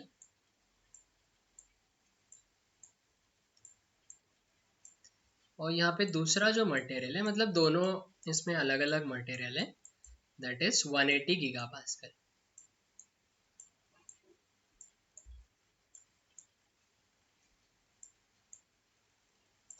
Okay, so this is a problem statement and what you need to find out is we need to find out the total deformation at this point, at this point and at this point. Okay, हर एक में कितना deformation हो रहा है वो हम लोग को फाइंड आउट करना है. ठीक है.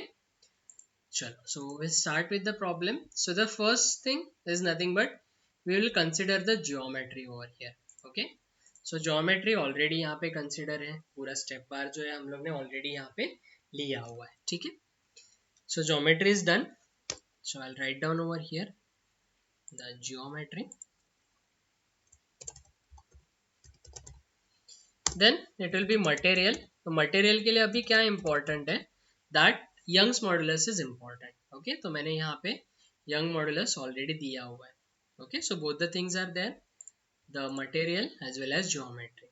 Okay, now the next thing is nothing but the discretization. मतलब हम लोग क्या करेंगे अभी ये जो पूरा step bar है इसको multiple parts में divide करेंगे. Okay, now before going into the this analysis या फिर जो भी FEM मेथड हम लोग जो सॉल्व करने वाले हैं बिफोर दैट एक और चीज हम लोग को कंसिडर करना पड़ेगा and that is nothing but the different approaches over here. Okay, तो कोई भी प्रॉब्लम अगर आपको FEM में सॉल्व करना है then for that we have an 3 approaches. पहला है that is 1D. First is 1D, then 2D and 3D. ओके, या तो आप उसको 1D एनालिसिस कर सकते हो by using a line element, by 2D that is the area elements and 3D that is a volumetric elements over there. Okay, so basically that you can use over here. मतलब objects जब use करेंगे तो object या तो 1D में use करेंगे as a line, area में हम लोग area consider करेंगे, 3D में हम लोग पूरा object volume हम लोग consider करेंगे. So basically there are three approaches in that. So in this case I'll be using the first approach that is the 1D approach. मतलब ये जो पर्टिकुलर ऑब्जेक्ट है इसको मैं लाइंस में कन्वर्ट करूंगा एंड देन आफ्टर दैट उसको solve करूंगा. ठीक है. So I be using 1D analysis and अभी इसको मेशिंग करते हैं. ठीक है. अब मेशिंग करने से पहले मतलब इसको हम लोग एलिमेंट्स में डिवाइड करेंगे. नाउ जो एलिमेंट्स में डिवाइड करने का जो प्रोसीजर है उसके लिए 3 रूल्स है. मतलब कहाँ पे आप एलिमेंट फॉर्म कर सकते हो, नया एलिमेंट कैसे फॉर्म करना है, तो उसके लिए देयर आर 3 रूल्स. ओके, तीनों रूल्स मैं एक बार पहले बता देता हूँ. Just remember the things and then आप उसके बेसिस पे मेरे को बताओ कि कितने एलिमेंट्स यहाँ पे क्रिएट होंगे. पहला रूल है एलिमेंट क्रिएट करने के लिए whenever there is a change in shape and size of an object you can create an element. Okay, Second, whenever there is a change in material properties, in that case you can create a different element. Okay. And third rule is whenever there is an application of any external load, in that case you can create a new element. First is related to the shape and size, कहीं पे अगर shape and size अगर change हो रहा है तो वहां पे आप एलिमेंट क्रिएट कर सकते हो. सेकेंड है जहाँ पे मटेरियल प्रॉपर्टीज चेंज हो रहे हैं वहां पे आप एलिमेंट क्रिएट कर सकते हो. And third is nothing but wherever there is an application of any external load is there, then you can create an element. Okay. Now ये तीनों rules देखो, geometry देखो, and tell me how many elements we can form over here.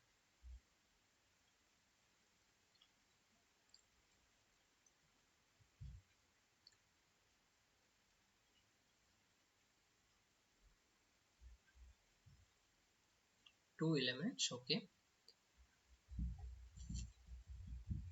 कौन से?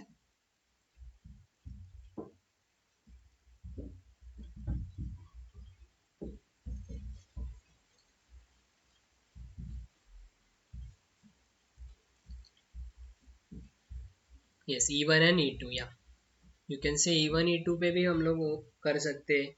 या फिर यहाँ पे कैसा हो रहा है, मटेरियल प्रॉपर्टीज भी चेंज हो रहा है as well as the shape भी चेंज हो रहा है ना. यहाँ पे 50 डायमीटर है, यहाँ पे 40.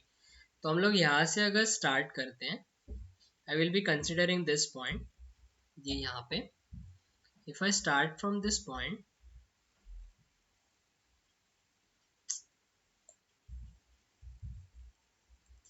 इसको ना ऐसे इलेक्ट्रिकल नेटवर्क के फॉर्म में, रेजिस्टेंस फॉर्म में हम लोग दिखाते हैं. So this is second point. Okay. And then फिर यहाँ से आगे कैसा हो रहा है, शेप भी चेंज हो रहा है, मटेरियल प्रॉपर्टीज भी चेंज हो रहा है.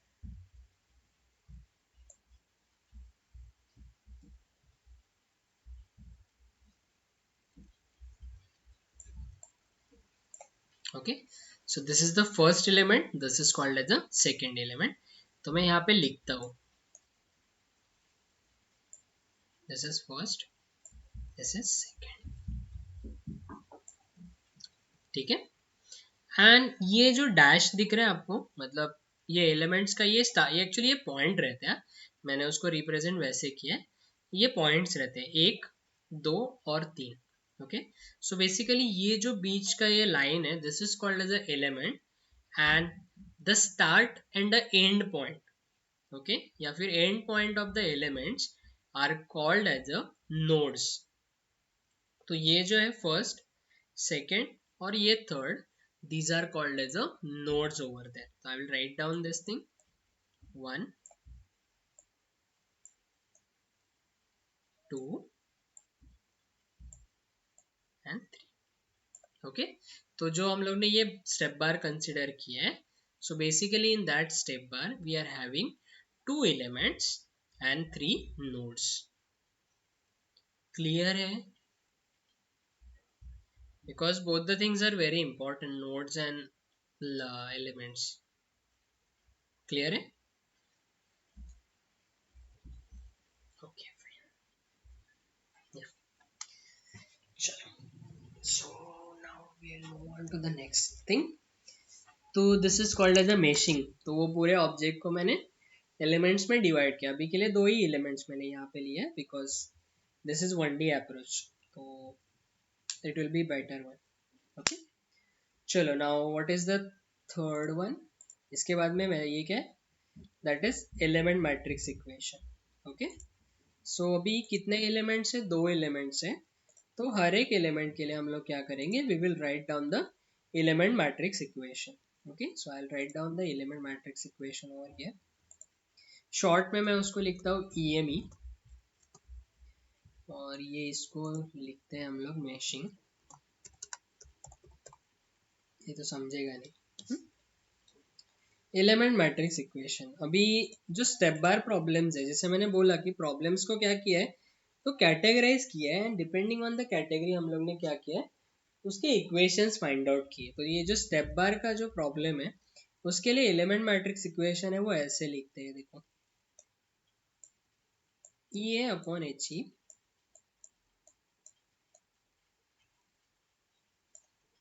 into matrix 1 minus 1 minus 1 1.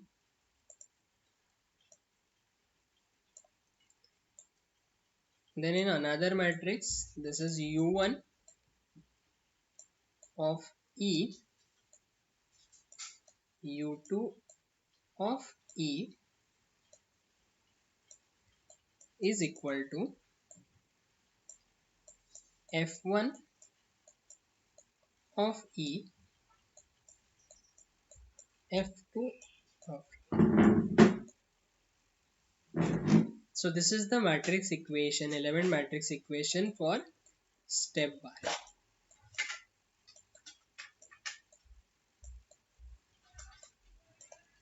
ठीक है, तो इसको मैं सेव करके रखता because maybe in 5 more minutes meeting will be ended. ठीक है, so मैंने ये equation यहाँ पे लिखा है. Okay, now what we have to do is we have to write down the element matrix equation for each and every element. Okay, चलो हम लोग एक काम कर लेते हैं, लिखते हैं हम लोग. Okay, chalo, so I will write down over here for element 1. For element number 1 के लिए हम लोग element matrix equation लिखते हैं. Now what is the हाँ अभी ये पहले parameters बता दो.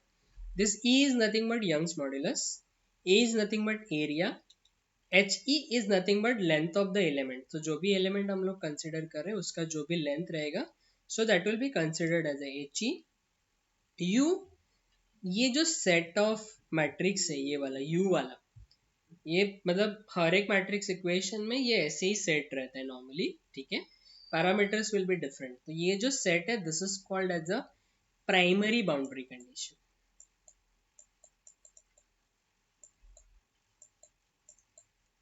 और ये जो सेट है this is called as a secondary boundary condition. Okay, so for step bar problem, deformation या फिर displacement is a primary variable, whereas ये F is nothing but the load, मतलब हम लोग का फोर्स रहता है. So force is a secondary variable.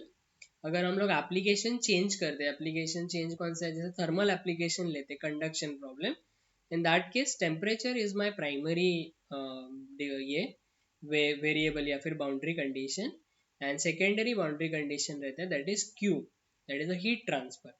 Fluid flow के लिए pressure is the primary boundary condition and flow rate that is nothing but the secondary boundary condition. So depending on the result, depending on the applications, हम लोग के जो primary and secondary boundary conditions है those are change over here. Okay, चलो, so Young's modulus, I have the value of Young's modulus that is 210 gigapascal. इसको Newton पर mm square में convert करो बिकॉज एक इसमें हम लोग को करना पड़ेगा. सो ये जस्ट राइट डाउन, आप लोग के पास नोटबुक है तो ये लिख लो और यहाँ पे सिर्फ वैल्यू सब्सटीट्यूट करो. So put the value of E that is 210 gigapascal. So just convert it into the Newton per mm square.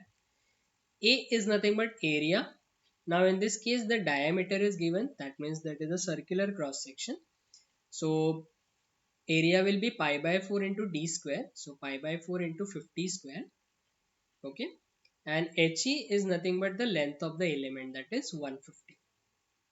Okay, and rest of the things you write down as it is. यहाँ पे U1, ये E मतलब element number, तो अभी के लिए हम लोग लिख रहे हैं पहले element के लिए. So U1 of 1, U2 of 1 is equal to F1 of 1 and F2 of 1.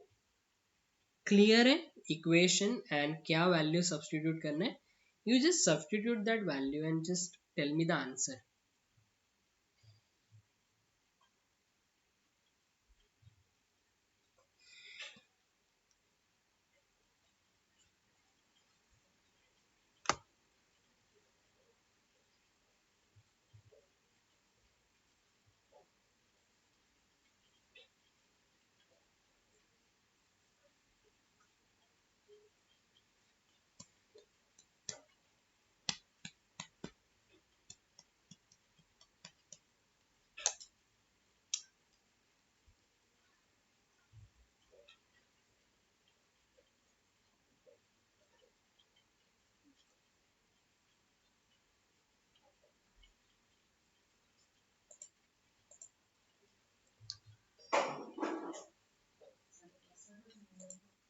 थांब जरा वेळ 10 मिनिटं दे ना मला, मी आलो.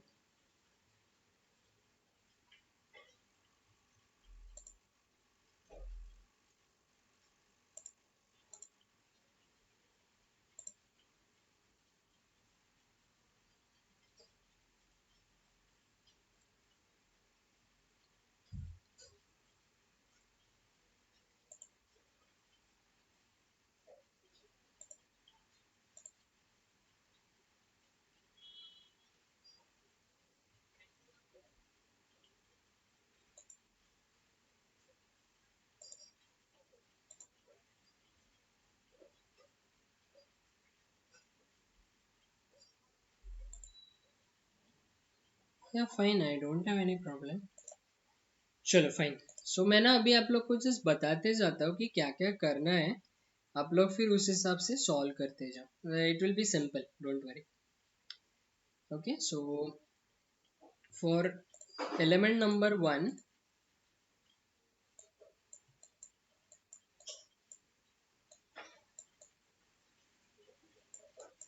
for element 1, the values will be what? It will be 2.1 into 10 raised to 5 या फिर 210 into 10 raised to 3 into pi by 4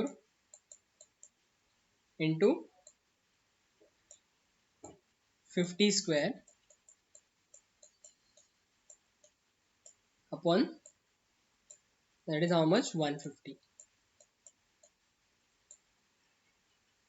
ठीक है. This will be for element number 1. Same way you have to write, मतलब ये इसका calculation करो. ठीक है. And whatever the value you are getting, तो ना आपको है ना 10 raised to 6 के फॉर्म में कुछ वैल्यू मिलेगा. सो जस्ट ऐसा करो कि 10 raised to 6 ऐसा बाहर रखो, एंड जो भी वैल्यू आपको मिलेगा उससे ये अंदर के जो भी है ना 1 -1 -1 उसको मल्टीप्लाई कर दो. So you will get some values over there. ठीक है. जैसे कुछ यहाँ पे रहेगा. So that will be equation number 1. बाकी वो जो यू एंड एफ है ना उसको कुछ करना नहीं है, उसको एज इट इज रखो. देन फॉर सेकेंड एलिमेंट 2.75 और 2.77, I guess 2.77 it is there, because that comes around 5 later on.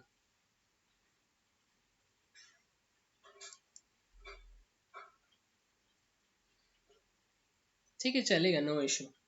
There will be little bit of ये, या 2.748. okay, no issue. So this will be what, 2.75, this is minus 2.75, this will be minus 2.75 because वहाँ पे -1 ही था, and this is 2.75, and 10 raised to 6 मैं purposely बाहर रख रहा हूँ. Okay, this is for element number 1. Okay, अब एक थोड़ा अंडरस्टैंडिंग के लिए एक और चीज हम लोग करते हैं, दैट ये जो एलिमेंट नंबर 1 है ये कौन से दो नोड्स के बीच में, ये जो एलिमेंट नंबर 1 था ये कौन से दो नोड्स के बीच में था.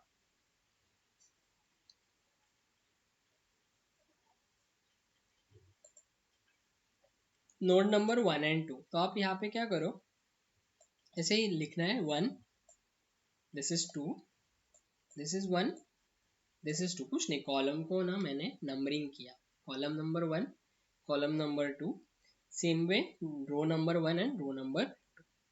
ठीक है. फिर अब बात करते हैं सेकेंड एलिमेंट के बारे में. So that is ELE number 2. अब मेरा सेकेंड में यंग मॉड्यूलस कितना है, that is 180 giga pascal. So I'll write down 1 into 10 raised to 3. Area is pi by 4 into 40 square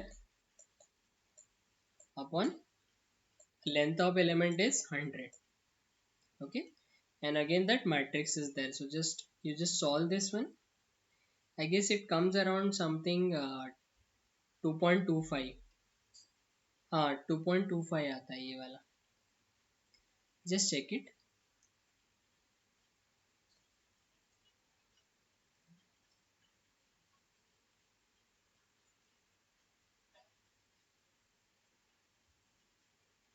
या 2.26, हाँ ओके 2.74 एंड 2.26 बराबर, टोटल 5 आते हैं, इतना मेरे को याद है। Okay, so what I do is, ये ऐसे ही हम लोग करेंगे यहाँ पे। तो ये जो मैट्रिक्स है इसमें भी वही चीज करेंगे, 10⁶ बाहर रखते हैं, और फिर again this is 2.24, this is -2.24, -2.24, ऊपर कितने 7 5 है क्या, तो मैं इसको 5 कर देता हूँ, नहीं तो या फिर इधर 7 4 रखते हैं, यहाँ पे 2.6 कर लेते हैं तो फिर बेटर है।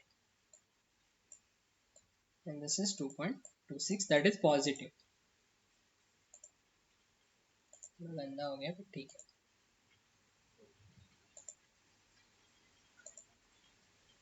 ठीक है,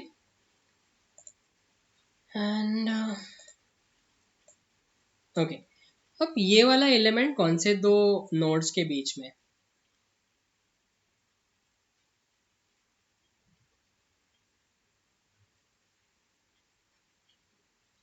node number 2 and 3, so I'll write down 2 over here, 3, 2 and 3। Okay, चलो, सो दोनों एलिमेंट्स के लिए मैंने इक्वेशन लिखा, दो ही एलिमेंट्स थे, दोनों के लिए हम लोग ने इक्वेशन लिखा है। ओके, सो हम लोग का ये वाला काम हो गया। Okay, now what we have to do is, now we will go for a next thing. So next thing क्या था, that is nothing but the global matrix equation, मतलब जो भी इक्वेशंस हम लोग ने ये डिराइव किए फॉर एलिमेंट, अभी हम लोग क्या करेंगे, पूरे डोमेन के लिए, मतलब पूरे स्टेप बार के लिए हम लोग क्या करेंगे, एक सिंगल इक्वेशन लिखेंगे, and that equation is called as a global matrix equation। Okay, so I'll write down the GME over here।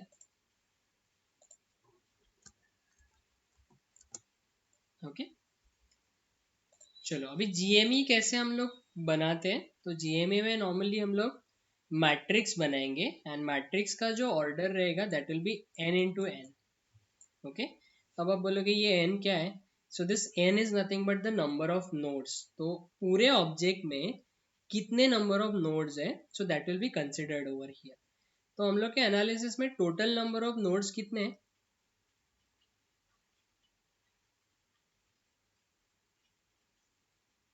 There are 3 nodes, तो ये जो ग्लोबल मैट्रिक्स इक्वेशन बनेगा उसमें मैट्रिक्स का ऑर्डर रहेगा 3 by 3, that is n into n। So what I do is I will write down a matrix यहाँ पे ऐसा,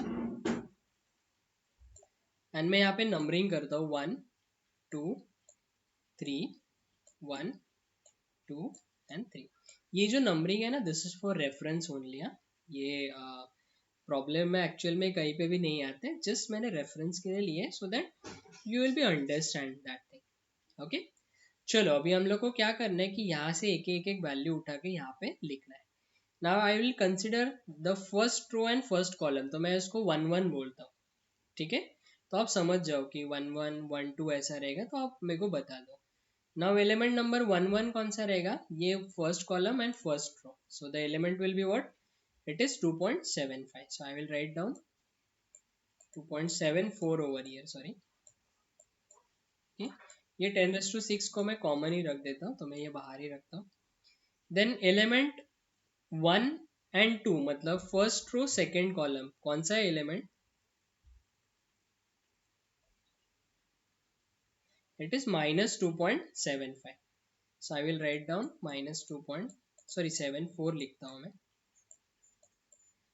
ठीक है, फिर नेक्स्ट है मेरा, that is row number 2 column number 1, row number 2 column number 1 -2.74, यहाँ पे मैं लिखता हूँ that is -2.74, and element number 2 and 2, that is +2.74। I will write down 2.74 as it is। कुछ नहीं, मैंने जो वैल्यूज थे वहां पे उसको ही उठा के यहाँ पे डाल दिया। ठीक है, देन ये वाले मैट्रिक्स में पहला रो कौन सा है, नबी रो नंबर है 2, कॉलम नंबर है 2, तो एलिमेंट हो गया 2 2। ठीक है, क्या है, दैट इज 2.26, बट यहाँ पे ऑलरेडी ये 2 पे ऑलरेडी एक एलिमेंट है. So what I will do is, depending on this sign convention, ये जो पर्टिकुलर साइन कन्वेंशन है या फिर ये भी साइन कन्वेंशन है, अगर ये निगेटिव रहता तो मैं वहां पे उसको माइनस करता हूँ, बट अगर पॉजिटिव है then we have to add this value. So I will add this 2.26.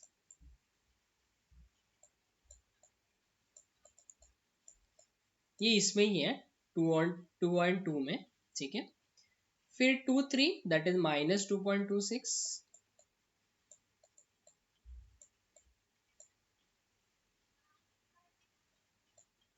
इसको जरा नीचे ले लेता हूँ मैं, सो दैट क्लियर हो जाएगा. फिर ये एलिमेंट कौन सा है, 3 2. दिस इज -2.26, तो मैं यहाँ पे लिखता हूँ -2.26. और ये है मेरा 3 3 दैट इज +2.26. क्लियर है ये क्या किया है? जो भी एलिमेंट मैट्रिक्स इक्वेशन हम लोग ने पहले बनाया हुआ था, वही सारे एलिमेंट्स को मैंने अभी सिर्फ ये वाले मैट्रिक्स में पुट कर दिया. क्लियर है?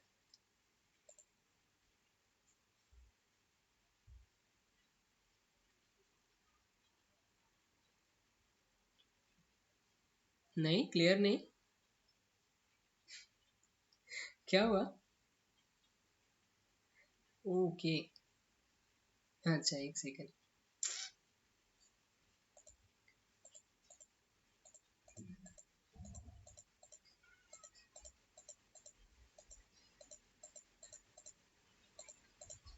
थोड़ा इक्वेशन बड़ा लिखता है, मैट्रिक्स बड़ा लिखता हूँ मैं, so that it will B clear.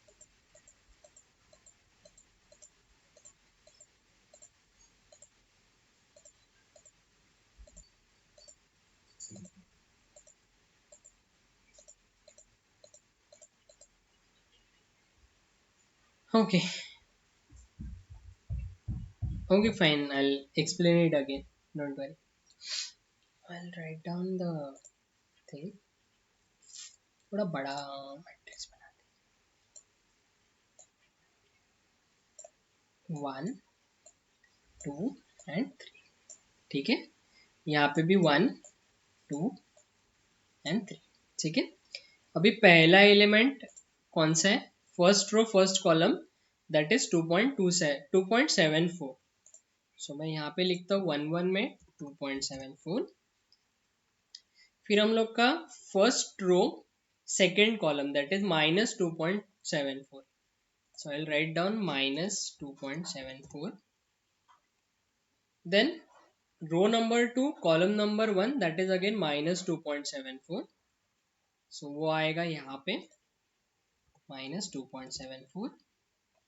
and then column number 2 row number 2 that is +2.74, so that will be 2.7. okay.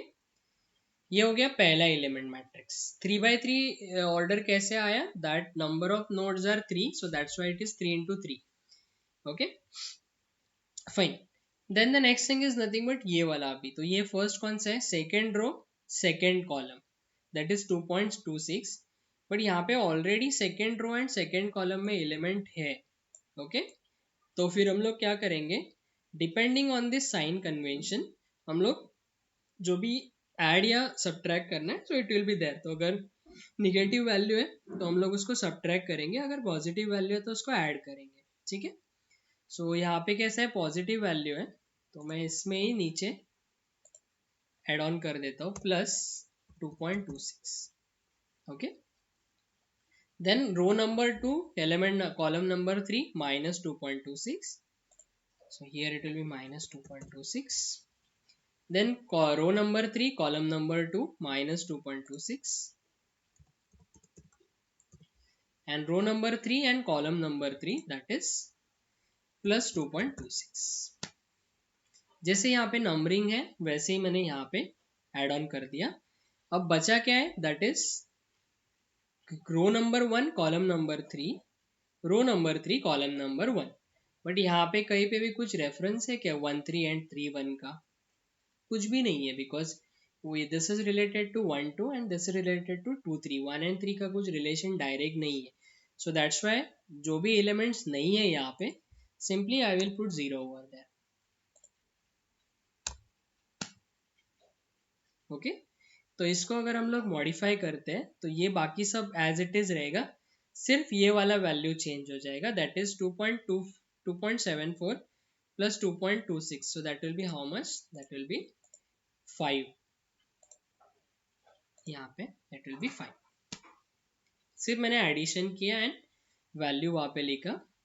सो ये हो गया मेरा एलिमेंट मैट्रिक्स इक्वेशन, मतलब ग्लोबल मैट्रिक्स का वो जो मैट्रिक्स है वो मैंने लिखा, 10⁶ मैंने यहाँ पे बाहर लिखा है। देन हम लोग को अभी प्राइमरी वेरिएबल ऐड करना है, तो कितने नोड्स हैं, 3 नोड्स हैं ऑब्वियसली, तो वहाँ पे हर एक नोड पे एक एक डिस्प्लेसमेंट आएगा, so that will be referred as a u1, u2 and u3 and is equal to forces भी 3 आएंगे, that is f1, f2 and f3।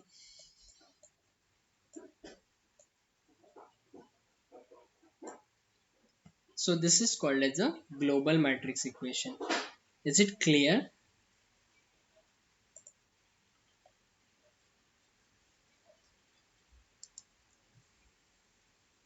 Okay.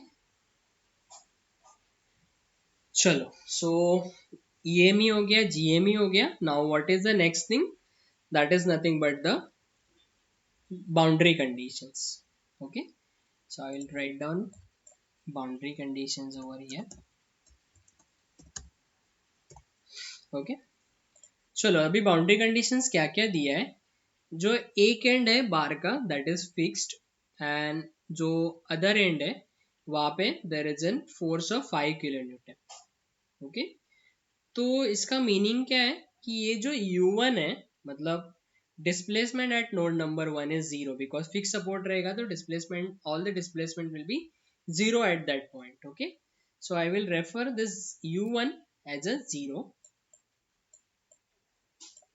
और ये जो f3 है that is how much, 5 kilo newton. इसको मैं लिखता हूँ 5 into 10⁻3। Okay, u1 zero because fix support है, और f3 बिकॉज फोर्स का वैल्यू दिया हुआ है, इसके लिए मैंने यहाँ पे वैल्यू ऐड ऑन कर दिया। ठीक है, चलो अभी ये बात बताओ मेरे को कि कितने अननोन्स है यहाँ पे, टोटल कितने अननोन बचते हैं। बाउंड्री कंडीशंस, उसको शॉर्ट में लिखा है मैंने।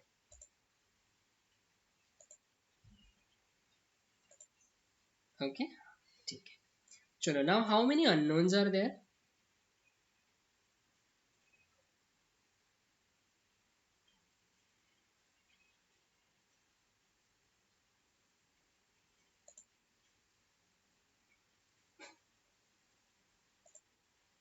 ये इक्वेशन सर, ये मैंने वैल्यू डाला, ये भी डाला, अब बचे कितने, 1 2 3 एंड 4। ठीक है, एंड अगर मुझे इसको सॉल्व करना है तो हम लोग एक इक्वेशंस कंसिडर करते, याद है तुम लोग को मैट्रिक्स में कभी किया है तो आई डोंट नो, ये वाला एलिमेंट इनटू दिस प्लस और minus whatever it is, this one into this plus this one into this is equal to ये वाला एलिमेंट, हम लोग वो इक्वेशंस लिखते हैं नॉर्मली। ओके, तो उस हिसाब से यहाँ पे कितने इक्वेशंस बनते हैं, there are 3 equations, this is the first equation, second equation and third equation, but boundary conditions कितने, that is 4, I mean 4 unknowns are there, तो 3 equations and 4 unknowns, is it easy to solve और difficult to solve.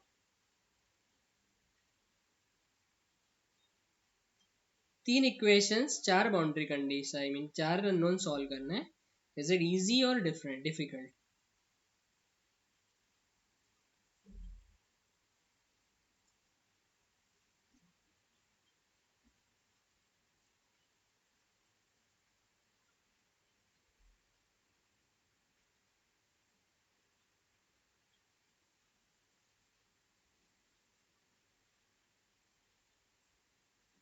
It is difficult because 3 unknowns and 3 equations easily solve कर सकते, but 3 equations and 4 unknowns it is difficult to solve. Okay, और ये problem normally हर एक application में आता है, मतलब जब आप एफ में जब आप सॉल्व करोगे at that time you will find this difficulty over there, that there will be four unknowns and you have only three equations या फिर two equations three unknowns it will be there, so that will be quite difficult to solve the problem. तो उसमें ना हम लोग ना एक concept consider करते, जैसे मैंने बोला था कि F is an approximation method, तो वहां पे ना हम लोग एक एजम्पशन करते हैं।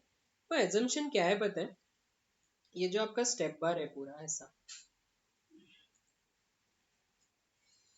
ओके, यहाँ पे कुछ फोर्स है P, हम लोग ऐसा एज्यूम करके चलते हैं दैट ये जो पर्टिकुलर लोड है हम लोग का, इसका equal and opposite load it should be act on this point. मतलब अगर वहां पे अगर P लैक्ट हो रहा है मेरा लोड, तो यहाँ पे कितना होना चाहिए, इट शुड बी -P, तभी वो बैलेंस होगा ना। ओके, सो एक कॉन्सेप्ट है that is called the balancing of secondary variable करके। तो उस बैलेंस ऑफ सेकेंडरी वेरिएबल के अंडर जो भी ये इंटरनल नोड्स है, मतलब ये दो पॉइंट्स के बीच में जितने भी ये इंटरनल नोड्स हैं, ऑन दैट पर्टिकुलर नोड्स पे हम लोग फोर्स जो रहेगा that will be considered as a zero. Okay, समझ रहा हूँ क्या, समझ रहे हैं क्या बोल रहा हूँ मैं। यहाँ पे P है लोड, यहाँ पे -P है, बराबर। इक्वल एंड अपोजिट रिएक्शंस दोनों साइड पे इक्विलिब्रियम में मुझे कंसिडर करना है। तो अगर यहाँ पे 5 किलो न्यूटन है और यहाँ पे भी अगर मुझे -5 किलो न्यूटन अगर चाहिए रहेगा, तो ये पूरे बार में यहाँ पे कुछ भी फोर्स नहीं आना चाहिए, मतलब ये वाले नोड पे जो फोर्स है that will be considered as a zero. Actual practice में वो जीरो नहीं है, but for calculation purpose we will be considering this as a zero. Okay, so this concept is called as a balance of secondary variable. And उसके लिए फिर हम लोग क्या करते हैं, ये जो मिड नोड में जो फोर्स है, so that will be considered as a zero. Okay, balance of secondary variable के लिए मिड नोड्स जो है, अगर यहाँ पे फोर्स का वैल्यू दिया है तो उसको कंसिडर करो, अगर नहीं दिया है तो जितने भी ये मिड नोड्स है वहां पे आपको वैल्यू जीरो कंसिडर करना है। Okay, so this is an approximation for the FPA. अभी कितने अननोन्स बचते हैं, ओनली 3 अननोन्स आते हैं। Okay, now is it easier for you to solve 3 equations 3 unknowns, easily solve कर सकते हैं। तो इसको कैसे करेंगे जस्ट बता देता हूँ, तो आप लोग उसको सॉल्व करो। एंड कल फिर हम लोग कल के लेक्चर में हम लोग डिस्कस करते हैं कि क्या रिजल्ट है वो। ठीक है, तो सॉल्व कैसे करते हैं देखो, दिस 2.74 इंटू U1, तो ऑब्वियसली ये U मेरा जीरो ही है तो मैं वो कंसिडर नहीं करता हूँ। This 5 into U2, so I will write down 5 U2 minus 2.26 into U3। ये मैंने पहला वाला कंसिडर नहीं किया बिकॉज यहाँ पे फोर्स अननोन है ना, तो ये हम लोग बाद में कंसिडर करते हैं, पहले इन दोनों को सॉल्व करके लेते हैं और फिर इसको लास्ट में हम लोग सॉल्व करते हैं, तो it will be easier.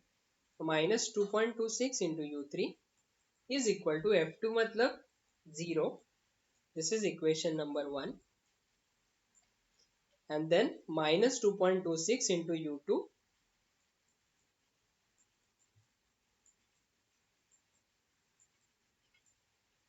plus 2.26 into U3,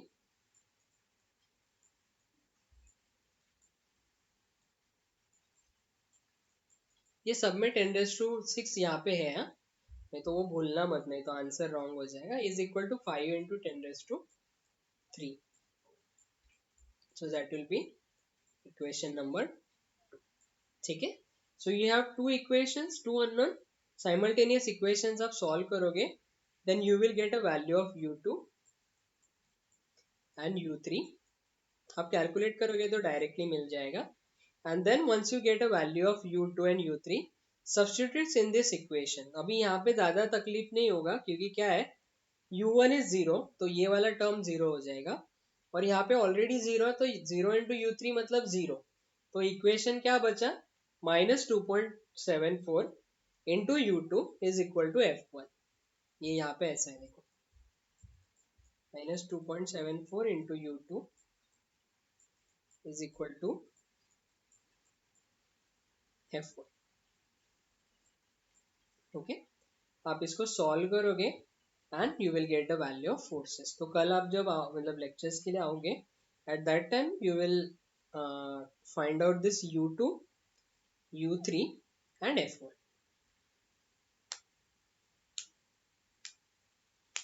ठीक है, सो क्लियर है मेथडोलॉजी।